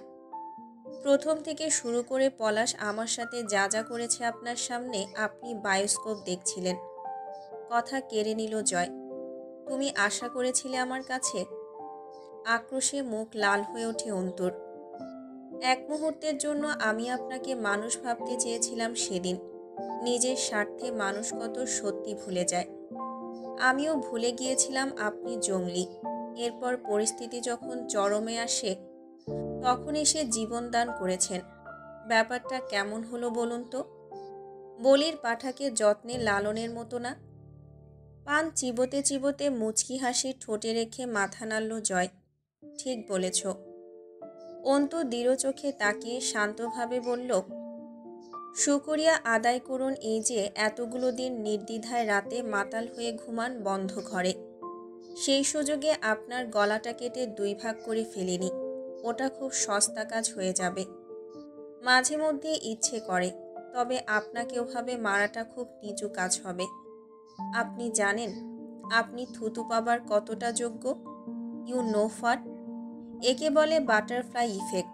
সেদিন থুতু দেবার মতো ছোট্ট একটা কোইন্সিডেন্স থেকে আমি আপনি বহুদূর পৌঁছাবো দেখবেন। তার মূলে থাকবে এক বন্ধ রাত, এক অবরুদ্ধ নিশীথ। তার ফলে নেমে আসবে হাজারো অবরুদ্ধ নিশীথ, যার সংমিশ্রণে থাকবে এক একটা অবরুদ্ধ নিশীথ। একদৃষ্টে চেয়ে থেকে ছোট ছোট শব্দে হাসতে হাসতে হো হো করে হেসে উঠল জয়। এতদিনে লাইফে অ্যাডভেঞ্চার এসেছে, সে কবে বন্দিদশা ছেড়েছি। এরপর আর কেউ আটকাতে পারেনি আমায়। শালার ঘরে মৌত নিয়ে জীবনযাপনের চেয়ে বড় অ্যাডভেঞ্চার আর কি হতে পারে। Who the fucking say life is ugly? Is there is such an adventure in life? Exactly here is the ultimate fun in life. Antu প্রলম্বিত এক শ্বাস টেনে বলল, এগুলো? খুব উৎসাহিত হলো জয়। এগুলো চেনো না? এত ভালো হওয়া ঠিক না। ওগুলো বিশ্বের সবচেয়ে বেশি ব্যবহৃত মাল। কালাশ নিকাবের ডিজাইন করা রাইফেল AK-47। চালিয়ে দেখবে একটা? বের করব? আমার উপরেই চালাও একটা। যাও, হাত শক্ত হোক, কপালে মেরো না, পায়েটায় মেরে চর্চা করো। বের করি, দাঁড়াও। অন্তু চোখ বুজে গাঢ় শ্বাস ফেলল। তার কাছে এটাকে বাড়ি কম জাহান্নাম বেশি লাগতে শুরু করেছিল এই সময়টাতে। একের পর এক ঘটনাগুলো খুব বিষণ্ণ করে তুলছিল অন্তুকে। মানসিক ভাঙন ধরে যাচ্ছিল মাঝে মধ্যেই। জয়কে মারার আগে ওকে আবিষ্কার করার একটা অদম্য কৌতূহল ছুটে বেড়াচ্ছিল রন্ধে রন্ধে। এক রাতে খেতে বসে ছোট মাছের তরকারি মুখে নিতেই মুখ চেপে ধরে উঠে যায় তুলি। বেসিন অবধি পৌঁছানোর আগেই গলগলিয়ে বমি করে ফেলে। তরু দৌড়ে গিয়ে ধরে। সেদিন জানা গেল তুলি গর্ভবতী। 2.5 মাস চলছে, কাউকেই জানায়নি। তরু যেহেতু সাথে থাকে, তরু জানত শুধু, তুলি জানতে দেয়নি কাউকে। অন্তু জিজ্ঞেস করল, কতদিন হলো এখানে এসেছেন? 2 মাস পেরিয়ে যাচ্ছে। অন্তু বেশ কিছুক্ষণ চুপ থেকে বলল, কি হয়েছিল বা সমস্যা কি জিজ্ঞেস করলে কি অনধিকার চর্চা হয়ে যাবে? তুলির বোধহয় কান্না পেল, কাঁদল না। তরু কোয়েলকে নিয়ে ছাদে উঠে যায় কবুতর দেখাতে। তুলি বলল, প্রেমের বিয়ে হয়েছিল। যতদিন মেয়ে হয়নি হামজা ভাই মেনেই নিয়েছিল না। অথচ ওর কাছে রোজ সীমান্তর যাওয়া আসার মাস দিয়েই সম্পর্ক হয়েছিল আমাদের। সীমান্ত ভাবির কাজিন। মেয়ে হবার পর যখন এই বাড়িতে যাওয়া আসা শুরু করলাম, তারপরও ভালো ছিল। কিছুদিন পর থেকে কথায় কথায় গায়ে হাত তুলত। কোনোদিন এই বাড়িতে বলিনি, সেই সুযোগ ছিল না। আব্বু তো বাড়ির ধারই ধারে না, সব হামজা ভাই। কিন্তু ওকে কখনো এসব বলার সাহসী হয়নি। ভুল আমি করেছি, ও তো কোনো কালেই মেনে নেবে না এসব। পরে বুঝলাম ঝন্টু মামার নির্দেশ এসব। ঝন্টু সাহেব মাজাহারের বাবা না, আমার মামা শ্বশুরও। রিমি মাজাহারের বড় ফুপুর ছেলে, আমার স্বামী। এরপর আমি ভাবতাম আমার উপর অত্যাচার করত যাতে আমি হামজাকে মাজাহারের বিরোধিতা করা থেকে থামাই। রাজনীতিকে ঘেন্না করার চেয়ে গুরুত্বপূর্ণ কাজ দুটো নেই আমার কাছে। কিন্তু রক্তে জড়িয়ে থাকা এই নষ্ট নীতিকে এড়িয়ে চলতে আর পারলাম কই। নির্বাচনের সময় এগিয়ে আসার সাথে সাথে তা আরও বেশি খারাপ দিকে গেল। আমি যে কোনো কিছুতেই বাধা দিতে গেলেই অমানসিক অত্যাচার সয়েছি। নেশা করা, স্মাগলিং, মানুষ মারা, চাঁদাবাজি সহ্য করতে পারতাম না আমি। আর কত মারও খেয়েছি গা ভরে। ভালোই লাগতো, কারণ আমার তো যাওয়ার জায়গা নেই। কোথায় যাব? যেখানে আসবো এখানে সেসবের ঘাঁটি গাড়া।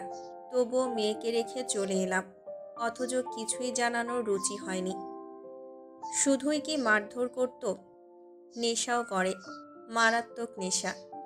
আমি অ্যাবর্শন করিয়ে ফেলবো আরমিন। আমার মনে হয় আমার ছেলে হবে। বাপের ছেলেও যদি বাপের মতো হয়। ওকে দুনিয়াতে আনার ইচ্ছে নেই। ওই বাপের ছেলে হয়ে ও দুনিয়াতে না আসুক।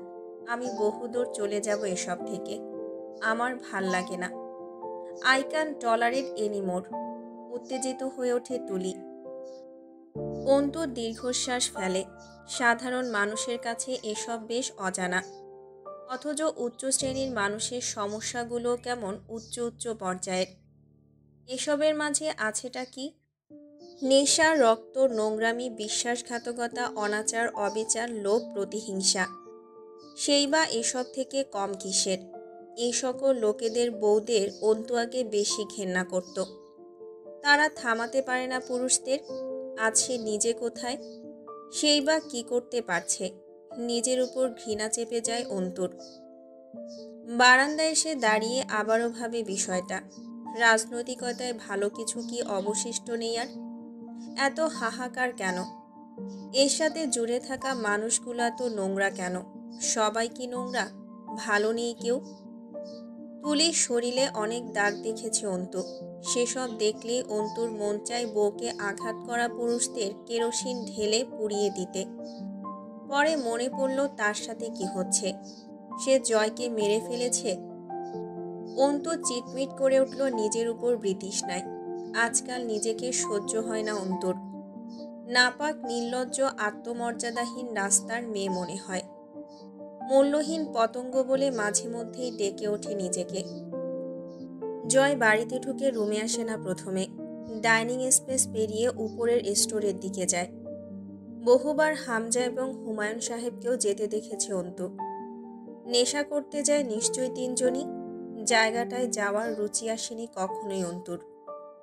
এই বাড়িতে অনৈতিক কাজ হয় সেটা ধরে ফেলেছে অন্তু। পেপার পড়ে অন্তুর কাছে তার বিশদ ব্যাখ্যা করা আমজাদ সাহেবের স্বভাব ছিল। অস্ত্রের ব্যবসা নাকি রাজনীতিবিদদের লাওয়াজ ছাড়া সন্ত্রাসটা করতে পারে না। অন্তু শুনেছে আব্বুর কাছে। কারণ প্রশাসন রাজনীতিবিদদের চেটে বাঁচে।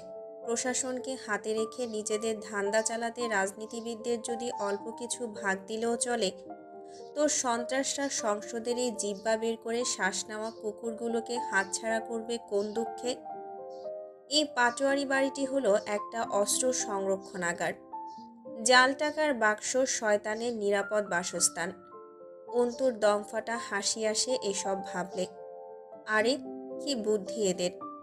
প্রশাসনের সাহস কি যে কোনো পলিটিশিয়ানের বাড়িতে হানা দেয়, রেড মারে, তল্লাশি চালায়। সর্ষের মধ্যেই ভূত।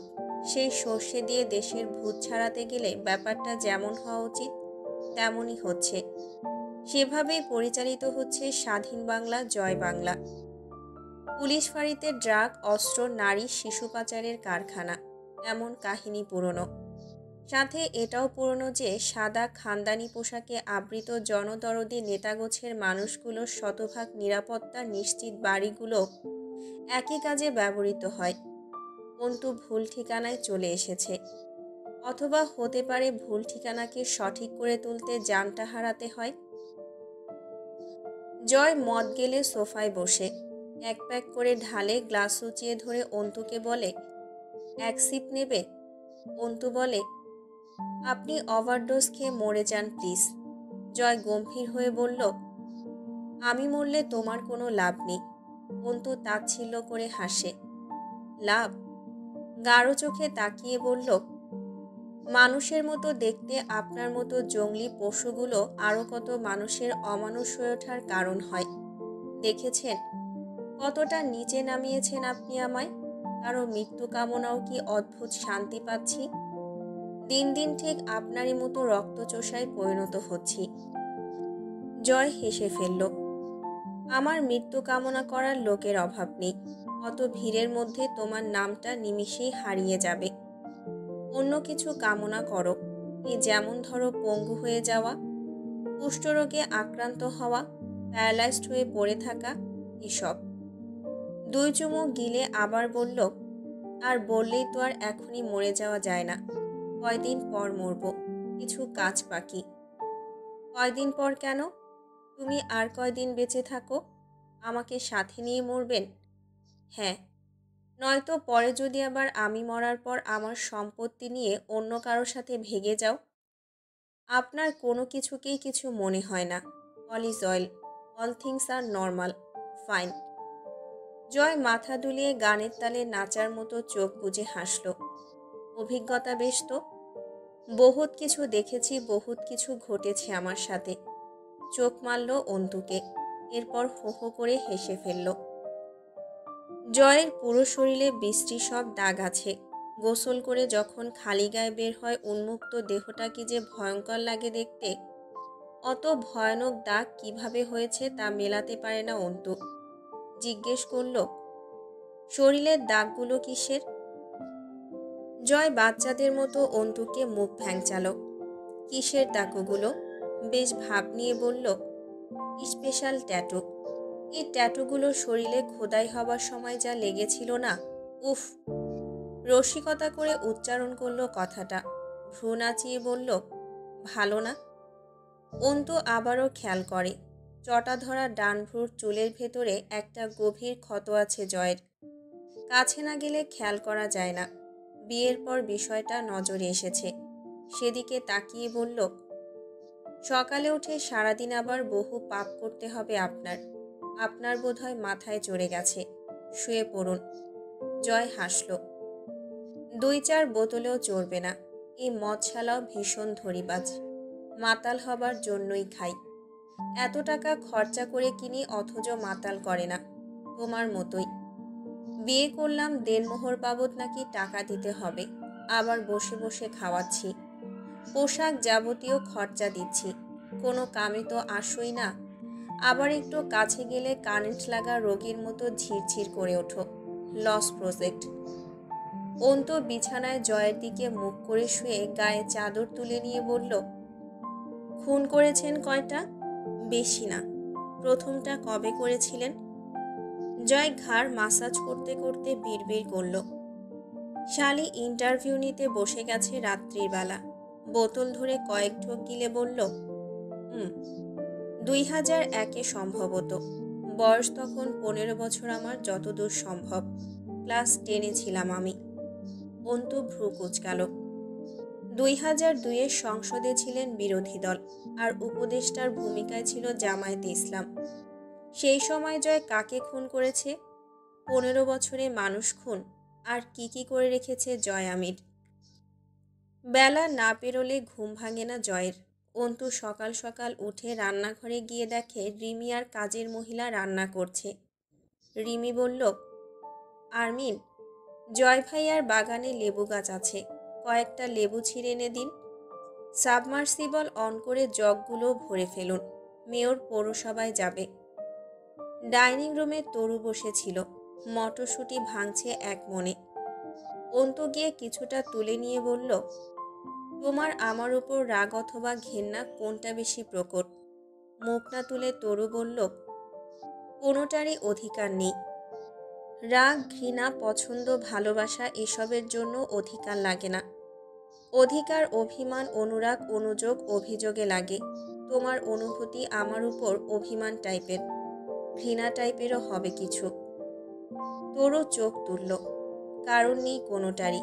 তবুও তা কেন মনে হলো? অন্তু অদ্ভুত স্বরে হাসল। চোখ লুকাতে খুব কাঁচা অদক্ষ তুমি তরু। তরুর চোখে এবার পানি উপচে পড়তে চায়। পানি যেন সবসময় সেখানে মজুদি থাকে। অন্তু সামনে এলে তার বাত ভাঙে। ওড়নার প্রান্তটা মাথার উপর তুলে আঁচল হাতি দিয়ে ধরে বেরিয়ে যায় অন্তু। টুপ করে এক ফোঁটা পানি পড়ে তরুর চোখ বেয়ে। বাগানটা বেশি বড় না, ফুল গাছ নেই। এই বাড়িতে ফুল বোধহয় কারোরই পছন্দ না। 3টা লেবু পেড়ে আরেকটু এগিয়ে যেতেই একটা লোহার গেট। অন্তু ভ্রু কুচকায়। প্রাচীর ঘেরা জায়গাটার শেষ প্রান্ত ঘেঁষে গেলেই ওয়ার্কশপের বিশাল এরিয়ার দেয়াল। তাহলে বাড়ির পেছন দিকে এটা কিসের দরজা? বাড়ির নকশাটাই অদ্ভুত। বেশ কিছুক্ষণ ঘুরে ফিরে দেখেও কোনো সমাধান বা নকশা আয়ত্তে এলো না। লোহার গেটটা ধরে 2-3টা ঝাঁকি দিয়েও লাভ হলো না। বাইরে থেকে তালা মারা নয়, অর্থাৎ ভেতর থেকে আটকানো। এখানেও আবার কেউ থাকে নাকি? আনমনে পেছন ফিরতেই থমকে দাঁড়ালো অন্তু। হামজা জিজ্ঞেস করল, এখানে কি করছো? এত নিঃশব্দে তো বিড়ালও পা ফেলতে পারে না মেয়র সাহেব। তার উপর শুকনো পাতার উপর দিয়ে হেঁটে এসেছেন। আরও অনেক কিছুই পারি আমি। আপাতত তোমার ধারণাও সে অবধি পৌঁছায়নি। বলা বাহুল্য, অভিজ্ঞ মানুষদের কথাই আলাদা। আমার পিছু নিয়ে এসেছেন। তুমি নিজেকে খুব দক্ষ গোয়েন্দা ভাবছ? সূক্ষ্ম হাসল হামজা। হুম, কৌতূহলী হয়ে পড়েছি আপনাদের বাড়িতে এসে। কৌতূহলী বিড়ালের সামনে ফাঁদ ছাড়া অন্য কিছু থাকার সম্ভাবনা খুবই কম। বিড়ালকে ফাঁদে ফেলার এমন কি দরকার? মাছ না খেয়ে যায়। অন্তু হেসে ফেলল। আপনি কি ভয় পাচ্ছেন আমায় মেয়র সাহেব? তুমি হালকাভাবে নিচ্ছ আমায়। ঠিক, এত বড় ভুল আমি কখনোই করব না। এই যে নজরদারি, এটাও তো মস্ত বড় ভুল। ভুল জীবনের চালিকা শক্তি।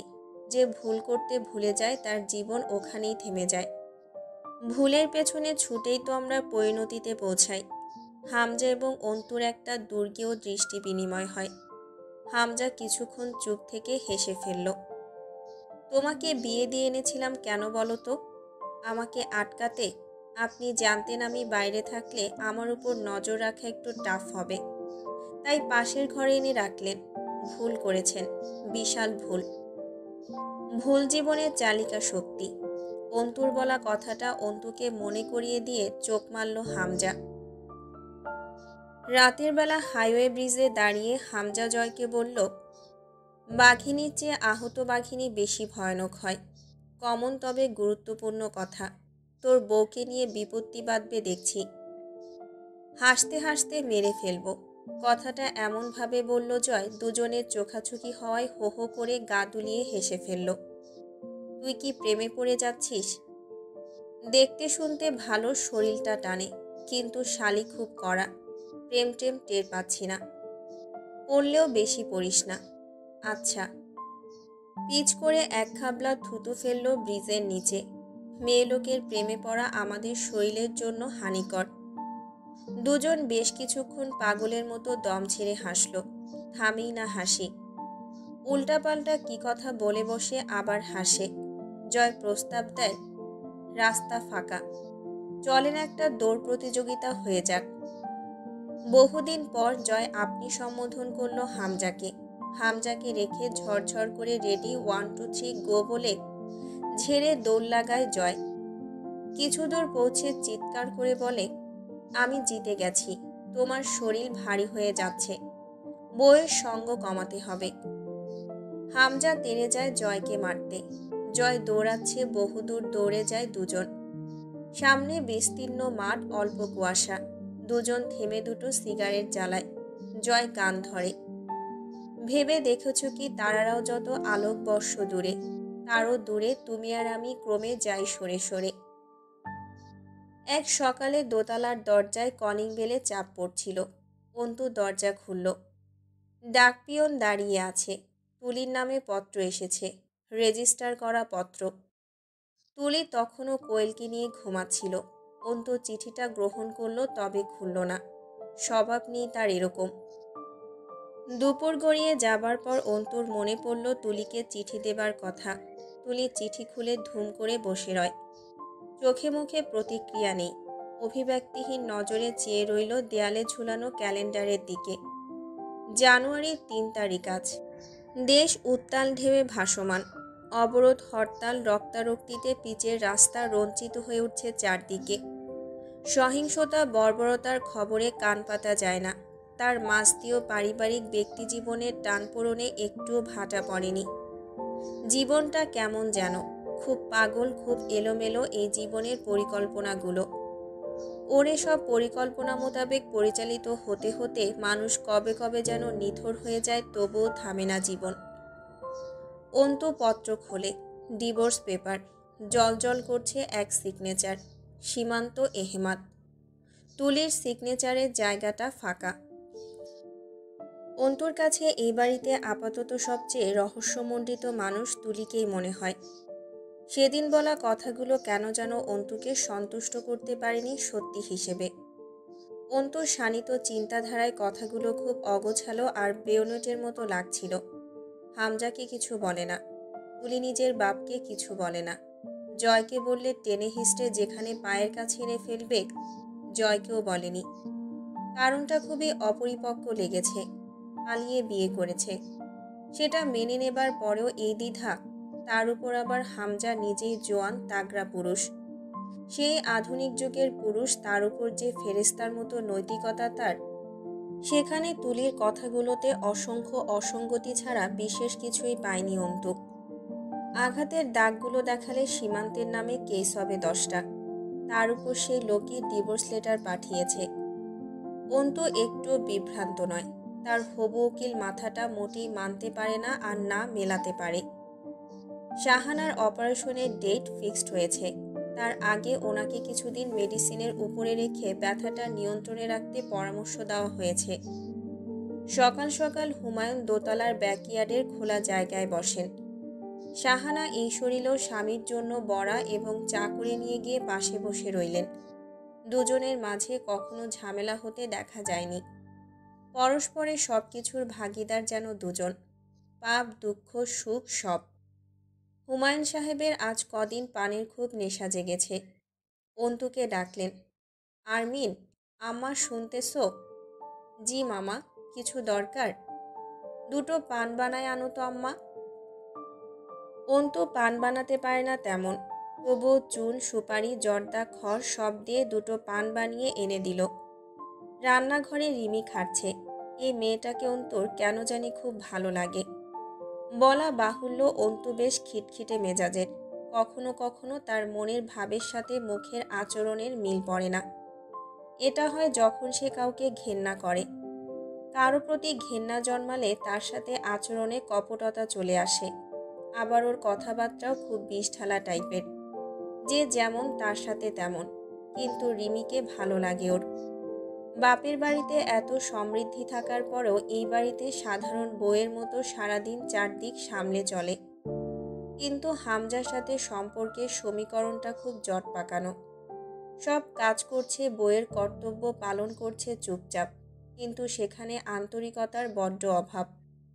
প্রথমে মনে হতো বাপের বাড়ির লোকের সাথে বিরোধিতার কারণেই বোধহয় হামজার উপর ক্ষিপ্ত রিমি, কিন্তু এখন বিষয়টা আরও জটিল লাগে।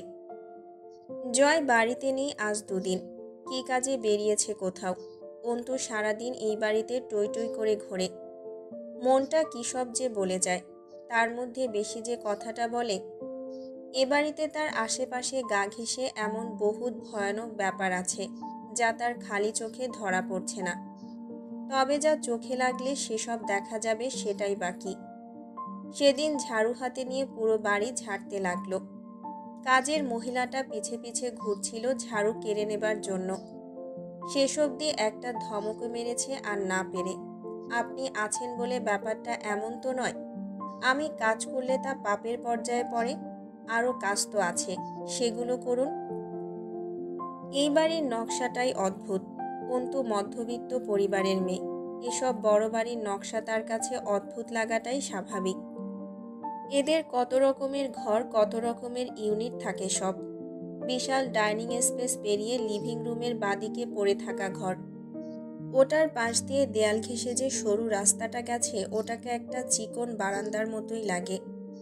বাইরে থেকে বোঝা যায় না দোতলা সাধারণ এই বাড়িটার ভেতরটা বেশ বিস্তৃত। অন্তু সেদিকে এগিয়ে যেতে সরু বারান্দার শেষ পর্যায়ে একটা কাঠের দরজা। কি সেই কারুকাজ! এত ঝলমলে কারুকাজ দোতলার সদর দরজাতেও নেই।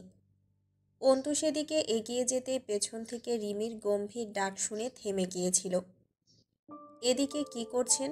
এদিকটা পরিষ্কার, এখানে ঝাড়ু দেবার মতো কিছুই নেই। অন্তুর পর্যবেক্ষক দৃষ্টি জড়িয়ে যায়। আপনি কি কিছু লুকোচ্ছেন রিমি? কি লুকোচ্ছি সেটা আপনি বললে জানতে পারবো। আপনি যখন এটা বুঝেছেন যে কিছু লুকোচ্ছি তখন এটাও বোঝা উচিত যে আমি কি লুকোচ্ছি। আমি জানি লুকোচ্ছি না। অন্তু মৃদু হেসে উঠল। এখানে আমি আবার আসব, তাও আপনি জানেন। চুপ থাকার সিস্টেম নেই আমার ভেতরে। জয় আমিরের মতো কথা শিখেছি, তাই না? রিমি আনমনে হাসল। আপনি সাধারণ মেয়ে আরমিন। হাত খালি আপনার। মেয়ে মানুষ আপনি। সাধারণভাবে বাঁচার চেষ্টা করলে বরং দীর্ঘজীবী হবেন, নয়তো ফুরিয়ে যাবেন। দীর্ঘজীবী হতে পারবো কিসে? সেটা তো হওয়া যায় না। তাহলে আর দীর্ঘজীবন দিয়ে কি করব? আর চুপচাপ বেঁচে থেকে যদি চিরদিন এভাবেই বেঁচে না থাকা যায়, বরং একদিন মৃত্যুর হাতে ধরা দিতেই হয়, তো কেননা আজই মরি, কিছু করে মরি। শোনেননি? কাল করবে তো আজ, আজ করবে তো এক্ষুনি। জীবনে মৃত্যু যখন অবধারিত তো আজই হোক, আজ তো এখন। রিমি সেদিন বেশ কিছুক্ষণ চুপচাপ চেয়ে থেকে বলেছিল, জয়ের সাথে বিয়েটা স্বাভাবিক ছিল না, তাই না? কি করে আপনার মতো মেয়ে এই আগুনে এসে পড়ল বলুন তো? অন্তু মলিন হেসেছিল, কোনো জবাব দেয়নি। কুড়িগ্রামে সেই জমি সাফ করতে গিয়ে অন্তুর চাচাতো ভাইকে বেশ ঘা লাগাতে হয়েছিল। সে স্থানীয় মাস্তান টেনে এনেছিল, তাদের সাথে একজোট ঝামেলা করতে হলো। ওখানে জয়ের দাপট কিছুটা ফিকে পড়ে গিয়েছিল, তবুও শেষ অবধি রেজিস্ট্রি হলো। 4 কাঠার বেশি জমি, পজিশন ভালো। তবুও অন্তু যত আশা করেছিল সেটা হয়নি। লাখ 20 টাকার মতোই এসেছে। অন্তু জানে জয় বিয়ে তোলার আগেই পলাশকে টাকা মিটিয়ে দিয়েছে, কারণ পলাশ আর ঝামেলা করতে আসেনি, বাকি টাকার খোঁজটা করার সুযোগ পায়নি। রাত 11টা বাজলো দিনাজপুর পৌঁছাতে। পলাশ এই সময় হোটেলে থাকে, টিপটাপ 6 তলা হোটেল অ্যাপার্টমেন্ট। জয়কে দেখে পলাশ হাসল। ভালো তো? জয় মুখ কুঁচকে বলল, আপনার কি অবস্থা? গন্ধ লাগতেছে নাকে। কি বালের পারফিউম মারেন গায়ে? এয়ার ফ্রেশনার মারেন তো। পলাশ হাই তুলে বলল, ঘুম পাইতেছে রে, থাকবি এইখানে? চল, রাতের খাবার খেয়ে শুয়ে পড়ি। না, শ্বশুরের চ্যাংড়ার ঋণ শোধ করতে আইছি। পলাশ হো হো করে হাসল। তুইও শেষ পর্যন্ত? ছ্যা, বেটা ছেলে মানুষের জীবনটা এরম, শান্তি নাই রে, খুব বেদনা। ভাই, নাটক কইরেন না তো, আর কথায় কথায় হাসবেন না। জানি করে আসছি কিছুই সহ্য হচ্ছে না গায়ে। তুই আমার সাথে খুব খারাপ আচরণ করিস জয়, তবু আমি কিছুই বলি না। এটাই আমার ভালোবাসা। স্বার্থ, আমি আপনার কাছে আসি, এটাই আমার স্বার্থ। আপনি এত কিছুর পরেও সব ভুলে চুপ থাকেন, এটা আপনার স্বার্থ। ধান্দা চালানোর স্বার্থ। ভণ্ডামি কথাবার্তা ভাল লাগতেছে না, কামের কথায় আসি। পলাশ গায়ে লিয়ে হেসে মাথা নাড়ল। আসি। সেদিন আমার সম্বন্ধীর বাড়ি গিয়েছিলেন আবার? যাওয়াটা কি অস্বাভাবিক? সেদিন তোর বউ বড় মুখে সময় নিল আমার কাছে, তবুও এতগুলো দিন চুপ করে আছি। আমি দিন দিন ভালো হয়ে যাচ্ছি রে জয়। গিয়ে কি করেছেন? তোর সম্বন্ধীর বউ মনে হয় পোয়াতি, ঠিক না? কি যে নোংরা হয়ে উঠল এতক্ষণে পলাশের চাহনি। জয় নির্লিপ্ত দৃষ্টিতে চেয়ে রইল। পলাশ হাসছে, ভয়ানক হাসি। সেই হাসিতে কি যে হিংস্রতা খেলে যায়। দুজন লোক এসে কিছু স্ন্যাক্স আর হালকা ড্রিঙ্কস দিয়ে গেল। পলাশ বলল, কত টাকা এনেছিস? দাবি কত আপনার? বেশি না, যা হয় তাই, কিন্তু গহনা ফেরত দিতে পারবো না। তার বদলে তুই টাকা কেটে রাখ, গহনা খরচা হয়ে গেছে। আরমিনের ভাবির গহনা, ওইগুলা দেন। আমি কথা দিছি নিজ হাতে আপনারে টাকা পরিশোধ করে গয়না নিয়ে যাব। গয়না আরমিনের ভাবির মায়ের বাড়ির। টাকা পাবেন, টাকা নেন। পলাশ গম্ভীর হয়ে সোফায় 2 হাত এলিয়ে বলল, ইল্লিগেল কিছুই করছি না। টাইম আপ, অর্থাৎ গহনা আমার। নিয়ম অনুসারে গহনা বিনা কথায় আমার, কিন্তু টাকা আমি গহনার দামের বেশি দিয়েছিলাম, বিধায় গহনার মূল্য মাইনাস করে তুই টাকা দিবি আমায়। আজ আপনি জায়েজ, আমি নাজায়েজ যান। টাকা পুরোটা নেন, খানিকটা বেশিই নেন, তবুও গহনা চাই। আমি কথা দিছি সেই কবে, এমনিতেই বহুদিন পার করছি বাটপাড়ি করে। পলাশ দীর্ঘশ্বাস ফেলল। তোর আমার এতদিনের সম্পর্কে একটা মেয়ে আজ নিয়ে 2 বার ধাক্কা কষল, খেয়াল করেছিস ব্যাপারটা? জয় হাসল। খালি আমার, আপনার না? ও আমার সাথে আরও অনেকের সাথে আরও অনেককে নাড়িয়ে চাড়িয়ে রেখে দিয়েছে, তবুও ওর মনে হয় ও কিছুই করেনি, ওর হাত শক্ত হয়নি। Something have special in her, is not that? Palash ঠোঁট কামড়ে হাসল। I also acknowledged, but I am warning you, you will hold her down a bit. মেয়ে মানুষের ওড়াউড়ি দেখার অভ্যেস নেই আমার, ইউ নো ওয়েল। মেয়ে লোকে কী পরিমাণ চুলকানি আছে আমার।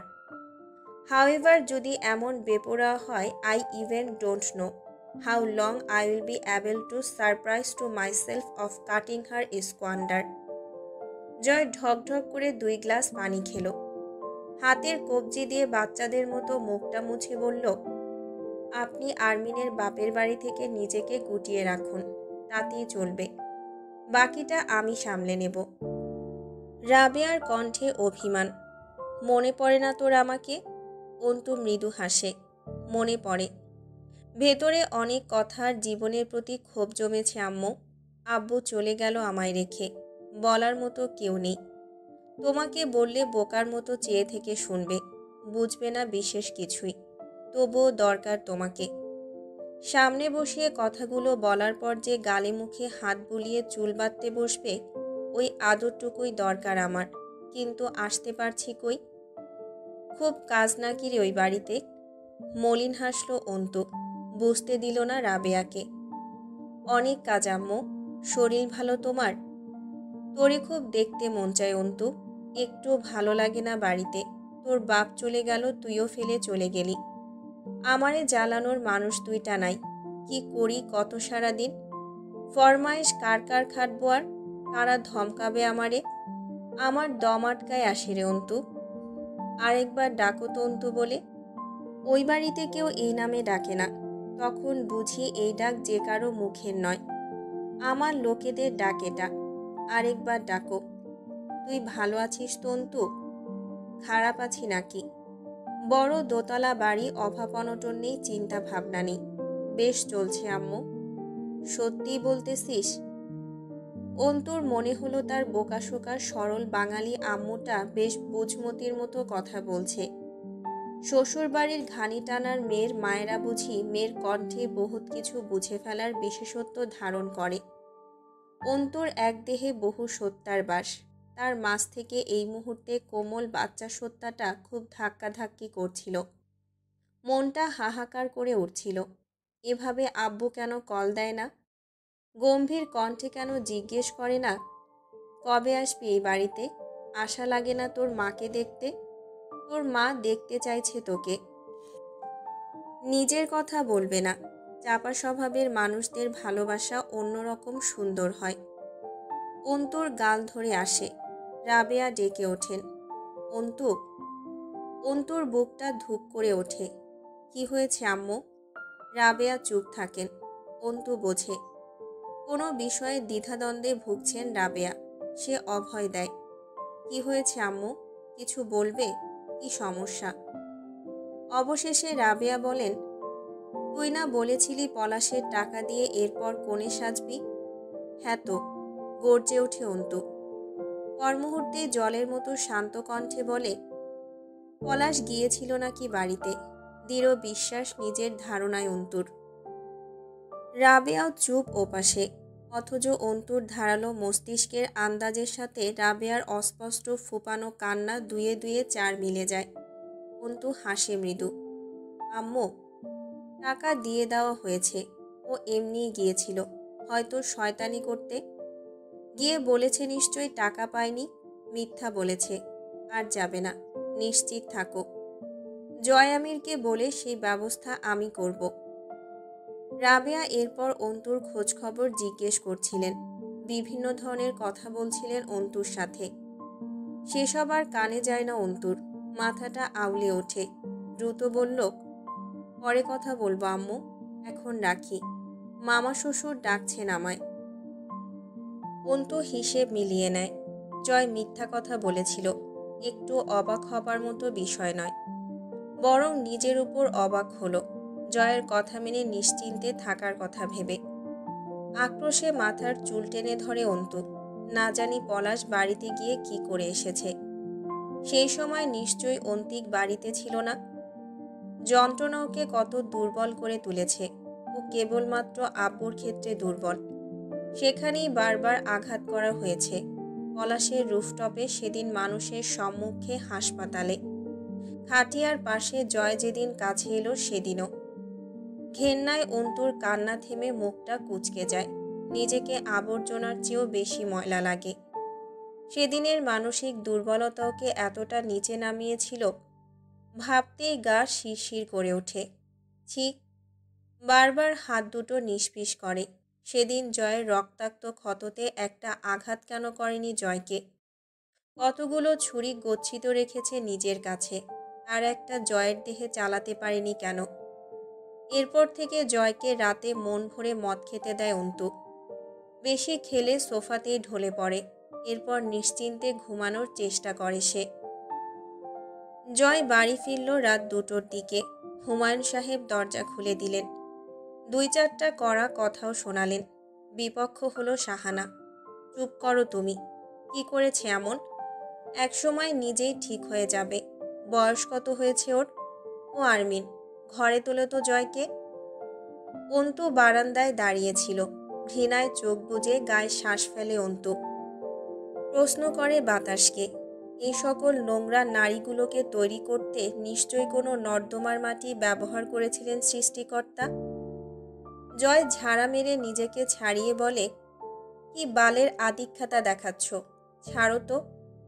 বাথরুমে ঢুকে চোখে মুখে পানি নিয়ে এসে বিছানায় বসে অন্তুকে ডাকে, ঘরওয়ালি, 1 গ্লাস তেঁতুলের শরবত বানিয়ে আনো। 2 ঢোক গিলেই শালার হ্যাংওভার কাজ করতেছে। অন্তু সামনে এসে দাঁড়িয়ে জিজ্ঞেস করে, কোথায় গিয়েছিলেন? যা বললাম তা আগে করো, ইন্টারভিউ পরে নেবে। আমি যা বললাম সেটার জবাব দিন। অন্তুর হুঙ্কারে বদ্ধ 4 দেয়াল গুংড়ে উঠল যেন। জয় মাথা তুলল। তুমি কি চাচ্ছ আমি উঠি? 1 ধাক্কায় দোতলা থেকে সরাসরি ভেস্তে পৌঁছে যাবে। নিষেধ করেছি না চেঁচাবে না? কানে কোনো সমস্যা নেই আমার। অন্তু মুহূর্তের মাঝেই মোটা কাচের ফুলদানিটা তুলে ছুঁড়ে মারে জয়ের দিকে। ফুলদানিটা জয়ের কপালে শুকিয়ে যাওয়া ক্ষততে লাগে। গলগলিয়ে রক্ত বেরিয়ে আসে, লুটিয়ে পড়ে জয় মেঝেতে। পরক্ষণে অন্তুর গাটা শিরশিরিয়ে কেঁপে ওঠে। সে টের পায় সে হ্যালোসিনেট করছে। তীব্র ইচ্ছে বিভ্রম হয়ে চোখে ধরা দিচ্ছে। অসীম ধৈর্যের সাথে জিজ্ঞেস করে, আপনার গালে জিহ্বা কয়টা? আল্লাহর রহমতে একটাই। তোমার কয়টা? দেখি হাঁ করো তো। পা ঝুলিয়ে শুয়ে পড়ে জয়। কোথা থেকে এসেছেন? কত কাজই তো থাকে আমার, প্রতিদিন তো আর ঘরে বসে থাকি না, আজ আর বিশেষ কি? অন্তু দাঁতে দাঁত ঘষে। I asked you again, where did you go? এবার মিথ্যে বললে আল্লাহর কসম আমি আপনার জিহ্বা টেনে আলাদা করে ফেলব কণ্ঠনালী থেকে। জয় ভ্রু কুঁচকে উঠে বসে কিছুক্ষণ অবুঝের মতো চেয়ে থাকে অন্তুর দিকে। পরক্ষণে ক্ষুধার্ত পশুর মতো উঠে দাঁড়িয়ে থাবা দিয়ে ধরে অন্তুকে। বান্দির বাচ্চা, তোর কলিজা বের করে ওজন করে দেখব, আর একবার আওয়াজ করবি তো। তোর মতো জানোয়ারেরা পারেটা কি? বাটপাড়ি, চুরি চামারি, অবিচার আত্মসাৎ করে লোকজনের মুখ খোলার আগে তাদের কলিজাটা বের করে মুখ বন্ধ করা, এই তো। আর কিছু পারলে তবে না হয় করতি, আমার সাথেও না হয় তাই করবি। জয় অন্তুর গাল চিপে ধরল। ভয় পাস না কেন তুই আমাকে? আমি তোকে ছাড় বেশি দেই নাকি তোরই ভয় কম? ভয় পাস না তুই আমাকে? তোর মতো রাস্তার ছেলেকে ভয় পাওয়ার আগে আমার শরীরটা শিয়াল কুত্তায় ছিঁড়ে খাক। যে কথা রাখতে পারিস না তার আশ্বাস কেন দিস? একটা ছুতো রেখেই দিয়েছিস, পলাশ জানোয়ারের আবার আমাদের বাড়িতে যাবার। প্রতিদিন কত লোকে মরে দাফন হয়ে যায়, অথচ পলাশ অথবা তোদের মতো বেজন্মাদের হায়াত লম্বা। জয় আস্তে করে ছেড়ে দেয় অন্তুকে। শান্ত স্বরে বলে, বেজন্মা আমি? আমার থেকে ছাড় পাওয়া বন্ধ হলে কুকুরের মতোই ছিঁড়ে খাওয়া হবে তোমার পরিবারকে, এটা ভুললে চলবে না। অন্তু দেয়াল ঘেঁষে মেঝেতে বসে পড়ে। চোখের পানি ছাপিয়ে কড়া কণ্ঠে বলে, মেরে ফেলছেন না কেন? শুধু জান ছাড়ার কিছুই তো বাকি রাখেননি। কি আছে আর আমার পরিবারের? দুনিয়াটা আপনাদের, আমরা তো সব মাটির পোকা। আপনারা হেঁটে চলছেন, পিষে মুচড়ে যাচ্ছি আমরা। এবার না হয় কবর দিয়ে দিন। না সইতে পারছি, না কিছু করতেও পারছি। এটা বড় যন্ত্রণার। অন্তু মাথাটা দেয়ালে এলিয়ে দেয়। জয় চেয়ে থাকে অন্তুর মলিন মুখশ্রীতে। এখন শান্ত, অথচ মিনিট খানেক আগে বাঘিনীর মতো গর্জন করছিল। বহুরূপিণী। জয় চোখ ফেরায় না। অন্তু ছাদের দিকে তাকিয়ে আনমনে বলে চলে, রক্তের ভাইকে ক্ষমা করিনি, যদিও ও যা করেছে ইচ্ছে করে করেনি। অথচ আপনি, পলাশ, হামজা পাটোয়ারি যা করছেন সব পরিকল্পনা মাফিক, নিজেদের ক্ষমতা জাহির করতে। কিছুই ছাড়লেন না। আর কত, আর কত জয়ামির? পলাশকে প্রতিদিন দেখতে হচ্ছে না ও দূরে আছে, অথচ আপনি রোজ সামনে আসেন, এক ঘরে এক ছাদের নিচে। আমার আপনার সম্পর্কের নামটাও কি জঘন্য। সহ্যের সীমা মাপার ফিতা দরকার। আমি একটু বেশিই ধৈর্যশীল, তাই না? জয় চুপচাপ চেয়ে থাকে।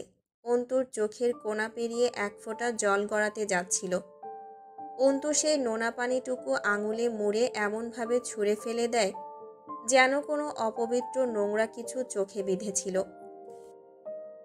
জয় কপালে হাত চালিয়ে জোরে জোরে শ্বাস ফেলে। বেডসাইড টি টেবিলের ওপর থেকে হ্যান্ড প্রেসিং বলটা তুলে হাতের মুঠোয় চাপতে থাকে বারবার। অন্তু চোখ বুজে বসে থাকে মেঝেতে, অস্পষ্ট স্বরে বিড়বিড় করে, আব্বুকে মেরে ফেললেন আপনি, অথচ কায়দা এত নিখুঁত দোষ দেওয়া যায় না আপনাকে। ঠিক আজরাইলের মতো। মানুষ মরলে কেউ আজরাইলকে দোষ দেয় না। দোষ হয় রোগ অথবা মৃত্যুর কারণের। বোকা মানুষ জাতি ভুলে বসে রুহুটা নিয়ে গেছে সৃষ্টিকর্তার দূত, আমার পর্দা কেড়ে নিলেন। হুম, বিনা কারণে নয়। কারণ আছে অবশ্যই। জানেন, একবার থুতু দিয়েছিলাম আমি আপনাকে, অন্য কেউ হলে কি করত? হয়তো একবারের বদলে দুইবার, আচ্ছা 3বার থুতু দিত আমার মুখে। কিন্তু যেখানে কথা জয় আমিরের, আপনার উপর মুগ্ধতা জন্মানোর একটা বাক্স কিনতে চাইছি। আপনি এত চমৎকার কেন? আর 5টা মানুষের সাথে আপনার বিকৃত মস্তিষ্কের জিদগুলোর একটুও মিল নেই, পুরোই ডিফারেন্ট। অন্তু নিয়ম করে বাগানে যায় আজকাল, ওই লোহার লাল গেটটা। অন্তু রোজ যায় একবার করে। ফেরার সময় এক পুরুষকে ঢুকতে দেখা গেল, হাতে কয়েকটা ব্যাগ। অন্তুর দিকে বারবার তাকাচ্ছিল। লোকটাকে উঠে যাবার সুযোগ দিয়ে নিজে ওয়ার্কশপের দেয়ালের আড়ালে দাঁড়িয়ে থেকে পরে উঠে এলো দোতলায়। পরে জানা গেল এটাই তুলির স্বামী, হুমায়ুন সাহেব ডেকেছেন। হামজা এসে বসল। কোয়েল দৌড়ে এসে আব্বুর গলা জড়িয়ে ধরে কোলে চড়ে বসে। এক ব্যাগ চকলেট ও বিভিন্ন খাবার দাবার ধরিয়ে দিল সীমান্ত। হাস্যোজ্জ্বল চেহারা, কথাবার্তা কি সুন্দর করে বলছে কোয়েলের সাথে। বুকের সাথে জাপটে ধরে বসে আছে মেয়েকে। অন্তুর ফের সন্দেহ হয়, এই লোক এত খারাপ? আসলেই মারধর, নেশা, ভাঙ, ডিভোর্স। বৈঠকে জয় নেই, ক্লাবে গিয়েছে সকালে। গতকাল এক মিছিল শেষে হানাহানি হয়েছে, কার নাকি বুক ফুঁড়ে গুলি চলে গেছে। বেশ কয়েকজন আহত বিরোধী পক্ষের হামলায়। এসব অবশ্য হামজার পার্টির সাথে হয়নি, হয়েছে সংসদ সদস্য মহোদয়ের বাড়ির সামনে। সেখান থেকে জয় যাবে ভার্সিটিতে, সুতরাং সেই বৈঠকে নেই বরাবরের মতোই। তরু চা বানিয়ে দিলে অন্তু তার ট্রেতে তুলে নাস্তা সাজিয়ে এনে সোফার সেন্টার টেবিলে রাখে। কথাটা তুলল হামজা, সরাসরি বলল, দেখ সীমান্ত, সংসারে ঝামেলা সবারই হয়, কিন্তু ডিভোর্সের ব্যাপারটা ঠিক বুঝলাম না। আমি অবুঝ নাকি ঘটনা বেশি জটিল? তোর এরকম সিদ্ধান্তের বিশেষ উপযুক্ত কারণ খুঁজে আজ 2 দিন এত হাঙ্গামার মাঝেও বেশ হয়রান আমি। সীমান্ত চুপচাপ বসে রইল। আর কোনো মেয়ে লোক নেই বৈঠকে, অথচ অন্তু দাঁড়িয়ে রইল ট্রে হাতে নিয়ে। হামজা বলতে পারল না সরাসরি, বারবার আর চোখে তাকালো। অন্তু সেসব অগ্রাহ্য করে দাঁড়িয়ে রয়। শাহানা কাশতে কাশতে এসে বসলেন। বেশ কিছুক্ষণের নীরবতা ভেঙে হুমায়ুন সাহেব বেশ কিছু বলতে গিয়েও বলতে পারলেন না। শাহানা বেশ কোমল স্বরে বললেন, তুমি জানো সীমান্ত, তুমি আবার বাপ হইতে যাইতেছ। এই সময় এইসব? ওটা আমার বাচ্চা না। ঘরটা থমকে যায় সীমান্তের ছোট্ট একটা বাক্যে। অন্তু কিঞ্চিত ভ্রু জড়িয়ে ফেলে। বসার ঘরে থাকা পুরনো ঘড়ির পেন্ডুলাম ঢং ঢং করে বেজে উঠে জানান দেয় বিকেল 4টা বাজছে। হামজা নীরবতা ভাঙল। ওর বাচ্চা না কার বাচ্চা? সীমান্ত একটু নড়ে চড়ে ওঠে এবার, ঢোক গিলল কয়েকটা, ঠোঁট চাটল জিভ দিয়ে। মেয়েকে কোল থেকে নামিয়ে মাথা নিচু করে বলল, আমি তুলিকে তালাক দিতে চাইনি ভাই, আর না আমি ওকে পাঠিয়েছি এই বাড়িতে। ও নিজেই চলে এসেছে এখানে। ডিভোর্স ও চায়। সীমান্তর কথায় জড়তা। হামজা কিছুক্ষণ চুপচাপ বসে রইল। গলা উঁচিয়ে ডাকল তুলিকে। বজ্রের মতো শোনা যায় কণ্ঠস্বর। তুলি যন্ত্রের মতো হেঁটে এসে বসে। তার মুখে সেই মেকি হাসি নেই, যেটা সবসময় অন্তু খেয়াল করেছে। মনে হয়েছে তুলি খুব ধৈর্যের সাথে নিজেকে স্বাভাবিক রাখার চেষ্টা করছে যেন। হামজা জিজ্ঞেস করল, এবার বল কি সমস্যা? মেজাজের নিয়ন্ত্রণ হারাবে খুব তাড়াতাড়ি। কি হয়েছে তোদের? সমস্যা কি? তুলি চুপ থাকে। হামজা বেশ কয়েকবার জিজ্ঞেস করল। কেউ কোনো কথা বলল না। হামজা অপেক্ষা করে চুপচাপ। সীমান্তর চোখ মুখের কাতর অস্থিরতা হামজার জহুরি চোখ এড়ায় না। অন্তুর দৃষ্টি সীমান্তর চোখে স্থির। ওর চোখে ভয়, আতঙ্ক। কি হয়েছে তুলি? থাপড়ে কথা বের করার স্বভাব কিন্তু পুরনো আমার। তুলি খানিকটা সময় নিয়ে বলে, মেয়ে হবার পর শ্বশুরবাড়ি থেকে ও আমাকে ফ্ল্যাটে নিয়ে এলো। রোজ ফ্ল্যাটে পার্টি হতো। সেখানকার মদ পরিবেশক অথবা বাইজি যাই বল সেটাই ছিলাম আমি। দিনের পর দিন পুরুষের ছোঁয়া লেগেছে আমার গায়ে ও সামনে। ও যেন তাতে আনন্দ অনুভব করত। কারণ ওরানা বন্ধুরা মদের সাথে আমার শরীর ছুঁয়ে যে আনন্দটা পেত সেটা হলো অতিথি সেবা। অতিথিকে ঘরে আনলে তাকে সর্বোচ্চ আপ্যায়ন করাই তো ভদ্রলোকের নীতি। সেটাই করা হয়েছে। মদের সাথে আমি ফ্রি। এই পর্যায়ে হুমায়ুন সাহেব উঠে চলে যান। শাহানা উসখুস করছিলেন। অন্তুর শরীর অবশ লাগছিল। পা দুটোতে ঝিঝি ধরে যাচ্ছিল তুলির মুখের এইসব গা শিউরে ওঠা কথা এত সাবলীলভাবে শুনে। এরা কি মানুষ? সাধারণ সমাজের সভ্যতা থেকে কতটা বিমুখ এরা। দুনিয়াতে কত কিছু ঘটে রোজ। অন্তুর মনে হতো সেসব শুধুই সংবাদপত্রে লেখা। জয়ের সাথে দেখা হবার পর থেকে সংবাদপত্রের খবরগুলোকে খুব সাধারণ মনে হয়। বরং মনে হয় বাস্তবতা এর চেয়েও কলুষিত। তুলি আনমনেই বলল, এই বাচ্চা কার আমি নিজেও জানি না। মাতাল হয়ে বেহুশে ঘুমিয়ে থাকা স্বামীর সামনে রাতের পর রাত ধর্ষিতা হয়েছি। কার বা বাচ্চা কিভাবে বলি? অন্তুর শরীরটা ঝাঁকুনি দিয়ে ওঠে। হাতের লোমকূপ দাঁড়িয়ে যায়। দুই আঙ্গুলে সজলে কপাল চেপে ধরে মুখ লুকানোর চেষ্টা করে। এরপর যা হবে তাও আশাতীত ছিল। হামজা বেশ কিছুক্ষণ চুপচাপ মেঝের দিকে চেয়ে থাকল। সীমান্তর শরীরটা ঘেমে চুইয়ে পড়ছিল। চোখে মুখে নিদারুণ কাকুতি। ভদ্রলোকের পোশাক ও চালচলনের মাঝেও চোখ দুটো লাল। অর্থাৎ এখনো বোধহয় নেশার প্রভাব আছে শরীরে। নীরব ঘরটায় ওর হৃদস্পন্দন কানে ধরার মতো। হামজা ঝুঁকে পড়ে সেন্টার টেবিলের পাদানি থেকে চাপ্পড় তুলে নেয়। পশুর মাংস ছড়ানোর কাজে ব্যবহৃত হয় এই অস্ত্র। তুলি মেয়েকে কোলে তুলে নিয়ে বেরিয়ে যায় রুম থেকে। কোয়েল যেতে চাইছিল না। বারবার ডাকে, বাবা বাবা। মাম, আমাকে নামাও, আমি বাবার কাছে বসব। শাহানা অসুস্থ পায়ে উঠে চলে গেলেন তুলির পেছনে। অন্তু ঠায় দাঁড়িয়ে। হামজা সীমান্তর শরীরে মোট 4টা কোপ বসায়। তার সাদা টি শার্টের সামনের দিকটা নতুন রঙে রঙিন হয়ে ওঠে। অন্তু চোখ ফেরায় না। তার হাতের কবজির উপর ছিটকে এসে লাগে গরম তরতরে তরল রক্ত। এভাবে সে কোরবানির ঈদে বাড়ির সামনে কত কসাইকে গোটা গরু জবাই করে মাংস বানাতে দেখেছে। হামজাকে একজন দক্ষ কসাইয়ের মতো লাগে দেখতে। পুরো হাতে মুখে রক্ত। চাপড়ের ধারালো প্রান্ত ঢেকে গেছে রক্তে। সোফা থেকে এলিয়ে পড়ে সীমান্তর দেহটা। পুরোপুরি পড়ে যাওয়ার আগে রক্তাক্ত চাপড়টা বগলে গুজে সীমান্তর দেহটাকে ভালোভাবে যত্ন করে সোফায় হেলান দিয়ে বসায়। ঘাড়ে দুটো কোপ লেগেছে। প্রথমটাতেই মৃত্যু নিশ্চিত। তার পরের আঘাতগুলো করার সময় হামজার মুখে এক প্রকার তৃপ্তি খোঁজার আভাস পাওয়া যায়। সোফায় বসে কোনো নম্বরে ডায়াল করে স্পিকার লাউড করে বেসিনের দিকে যায়। তৃপ্তি করে খাওয়ার পরে মানুষ যেমন হাত ধোয় সেভাবেই পানি গড়িয়ে হাত ধোয় চাপড়ে লেগে থাকা রক্ত ধুয়ে এনে ফোন কানে নিয়ে বলে কয়েকজন ছেলেকে পাঠাতে। হামজা সোফায় মাথা এলিয়ে বসে থাকে। দাঁড়িয়ে থাকে অন্তু। তার সীমান্তর মৃত্যুর জন্য খারাপ লাগছে না, খুব ভালো লাগছে।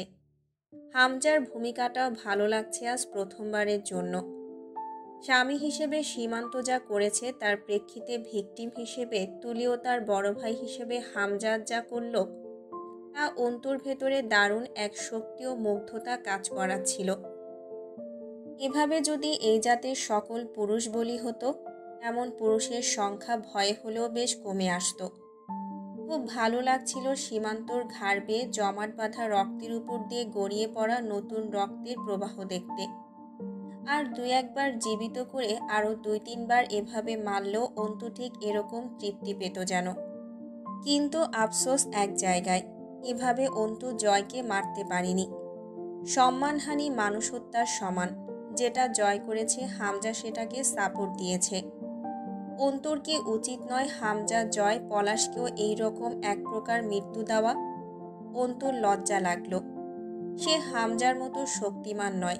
ধিক্কার জানালো নিজেকে। হামজা খুব ভালো। কি চমৎকার একটা বিচার করলো নিজের বোনের ক্ষেত্রে। আর অন্তু নিজের জন্য কিছুই করতে পারেনি। ছেলেরা এলে হামজা আদেশ করে রাতে এটাকে ভার্সিটির পুরনো আমবাগানের ঝোপে ফেলে আসবি। রিমি পেছনে এসে কখন চুপচাপ দাঁড়িয়েছে টের পাওয়া যায়নি। আসরের নামাজ পড়তে যাচ্ছিল লোকজন। জয় ফটকের সামনে দাঁড়ানো। রাস্তার ওপারে দোতলায় ভাড়াটে একটা মেয়ে আছে, বয়স 15-16। জয়কে ফলো করে সুযোগ পেলেই। উড়ন্ত জয়কে দেখতে পাওয়া বেশ মুশকিল। আজ জয়কে দাঁড়াতে দেখে বারান্দায় এসে দাঁড়ালো। কত ভালো ভালো ফরমাল পোশাকের ছেলেদের উপর এমন আকর্ষণ বোধ না করার জন্য অবশ্য আফসোসও হয় ওর। জয় ফোনে কথা বলছিল দাঁড়িয়ে। সাধারণ একটা শার্ট গায়ে, সাদা লুঙ্গি পরনে, তা মাটি ছুঁয়ে পড়ে সব সময়। ডান হাতে লুঙ্গি উঁচু করে ধরে দাঁড়ানোতে পায়ের চামড়ার বেল্টওয়ালা চটি দেখা যাচ্ছে। সেটার বেল্ট আটকায় না খোলা। লম্বা শরীরে সাদা লুঙ্গি, শার্ট, চামড়ার স্যান্ডেল খুব মানায় জয়ের সাথে। তার চলাফেরায় এমন। ভদ্রলোকী পোশাকে নিজেকে সাজাবার যেন কোনো তাড়া নেই। এই পোশাকেও চমকপ্রদভাবে ভীষণ অভিজাত পুরুষ লাগে দেখতে। লুঙ্গি হাতে গুছিয়ে ধরে দুই ঠ্যাঙের মাঝে গুজে দাঁড়াচ্ছে বারবার। তবুও উঁচু করে পড়ছে না। মেয়েটার কাছে সব কিছুই আকর্ষণীয় লাগে। অন্তু বিষয়টা বারান্দা থেকে খেয়াল করে তাচ্ছিল্য করে হাসে। মানুষ সেই সকল আলুর মতো, যা খোসার উপর থেকে দেখতে শতভাগ সতেজ এবং কাটলে পুরোটাই ফেলে দেবার অবস্থা বেরোয়। এমন আলু আম্মুকে কাটতে দেখলে অন্তু ভীষণ অবাক চোখে চেয়ে থাকত।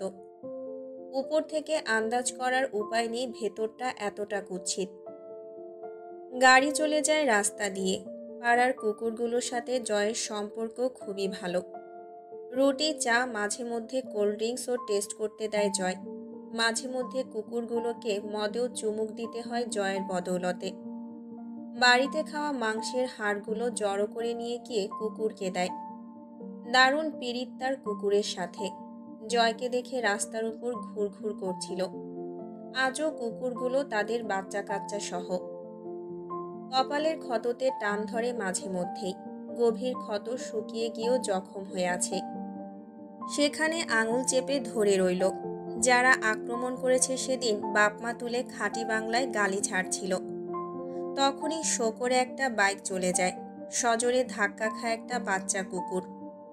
জয় তৎক্ষণাৎ চেঁচিয়ে বকে ওঠে বাইকওয়ালাকে, এই শালির সাওয়াল বাইঞ্চোদ, ভাড়া চোদ্দা শালা, ধর শালারে ধর। ততক্ষণে বাইকওয়ালা আরও জোরে বাইক টেনে চলে গেছে। জয় দৌড়ে যায় কুকুরটার কাছে। মা কুকুরটা করুণ চোখে বাচ্চাকে দেখে এগিয়ে আসে। জয় তুলতে গেলে হাঁ করে কামড়াতে আসলেও জয় কোলে তুলে নিয়ে ফটকের ভেতরে নিয়ে এসে ঘাসের উপর শোয়ায়। ছোট্ট কুকুরটার পিঠের মাংস ছিঁড়ে গেছে রাস্তার ঘর্ষণে। অন্তু দৌড়ে নেমে আসে দোতলা থেকে। জয় উত্তেজিত হয়ে বলে, ঘরওয়ালি, কুত্তারেকে ডেটল ফেটল বা স্যাভলন লিকুইড টাইপ কিছু দেওয়া যায়? প্রাথমিক চিকিৎসা হিসেবে সেটাই দিতে হবে। ভেটেনারির সরঞ্জাম তো আর নেই আমাদের কাছে। তো নিয়ে আসো। চেহারা দেখতেছো আমার? এমনি সময় তো তাকাও না। অন্তু চলে গেলে বিড়বিড় করে বলে, এই জন্যই মেয়ে লোকের বুদ্ধি হাঁটুর নিচে। জয় যত্ন করে ডেটল লিকুইড লাগায়। অন্তুর কেমন ঘোর লেগে আসে চোখে। বড় কুকুরটা অস্থির হয়ে ঘুরঘুর করছে বাচ্চার পাশে। একবার জয়ের গা ঘেঁষছে, আবার মুখ ঠেকাচ্ছে বাচ্চার শরীরের সাথে। অন্তুর বুকে ব্যথা ওঠে। আব্বুর মুখটা বুকের মাংস খাবলে ধরে। জয় কোলের উপর ছোট্ট কুকুরটাকে রেখে গায়ে হাত বুলিয়ে দেয়। অন্তু পাশে বসে। একটু দ্বিধা নিয়ে হাত বাড়াতে যায় কুকুরের দিকে, আবার গুটিয়ে নেয়। ভয় হয় যদি কামড়ে দেয়। জয় বলে, থাক, হাত দিও না, হাতে নোংরা লাগবে। ভয় পাচ্ছ যখন তখন আর ন্যাকামি করতে হবে কেন? ওড়না ভালোভাবে মাথায় টেনে নাও, অর্ধেক চুল তো বের হয়েই আছে। অন্তু গাঢ় চোখে তাকিয়ে ব্যঙ্গ হেসে বলে, শয়তানও বোধহয় আপনাকে দেখে ভাবে যখন আপনাকেই তৈরি করা হবে তখন তাকে বানানোর কি দরকার ছিল। কুকুরের গায়ে হাত বুলাতে বুলাতে জয় বলে, ওরে শালি, আয় তাইলে আইজোলোক জড়ো করে খুলে ফেলি ওড়নাটা। তা বোধহয় করবেন না। আজ তো আবার ওই একটা তথাকথিত পরিচয় আছে আমার, আপনার বউ। তো আমার ইজ্জত গেলে আগে যাবে আপনার, আর আপনাদের কাছে তো স্বার্থপরতাও লজ্জা পেয়ে যায়। আপনাদের বাড়ির মেয়ের ইজ্জত দামি, আর আমার বাপের মেয়ের ইজ্জত থুতুর বদলা নেবার উপাদান। এই দেখুন, এখন আমার আবার ইচ্ছে করছে থু করে একদলা থুতু আপনার মুখে ছুঁড়ে মারতে। কি বলবো বলুন? জয় আমির, গালে আমার এক মুঠো আউশ চাল। অন্তু আর দাঁড়ায় না কথাগুলো বলে। তুলি এবং শাহানাকে একসাথে ভর্তি করানো হবে হাসপাতালে। তুলির অ্যাবর্শন, শাহানার চিকিৎসা। খানমান পাতার সাথে কালো জিরের ভর্তা জয়ের খুব পছন্দের। সেটা ভেজে রেখে অন্তু কোয়েলকে গোসল করাতে যায়। তুলির অসুস্থতা বেড়েছে খুব। গোসল করাতে করাতে বেশ আনমনা হয়ে পড়ছিল অন্তু। আজ কয়টা দিন ধরে এত বেশি চাঁদনির কথা মনে পড়ে। আখির লাশ, সালমার কান্না, সোহেলের মৃত্যু। অন্তুর পাগল পাগল লাগে। এত এত জটিলতা, কত রকমের কত কি যে বয়ে চলতে হচ্ছে। এবং স্বাভাবিকভাবে জলে বাস করে কুমিরের সাথে লড়াইটা কতটা সুখকর হবে। চাঁদনি কোথায় গেছে, কি হয়েছে ওদের? মুস্তাকিনের সাথে দেখা নেই কতদিন। সে লোকই বা কি করছে? রান্নাঘর থেকে শিলনোড়ার আওয়াজ আসছিল। অন্তু ব্যস্ত হয়ে বলল, তরু, এটা আমার কাজ, তুমি কেন করছো? আমি বাটবো। তার আগে কোয়েলকে গোসল করিয়ে এলাম। ওঠো তুমি, আমি করছি। ভাত উতলাচ্ছিল চুলায়। আঁচ কমিয়ে দিল অন্তু।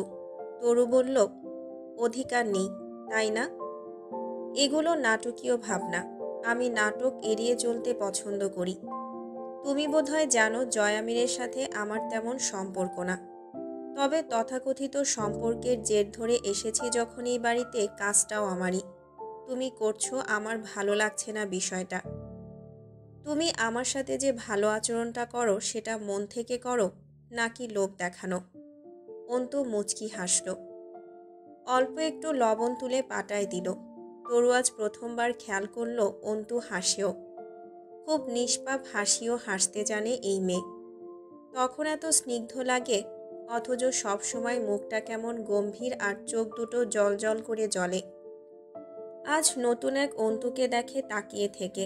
অন্তু হাসি ঠোঁটে রেখে বলে, আব্বু কি বলতো জানো?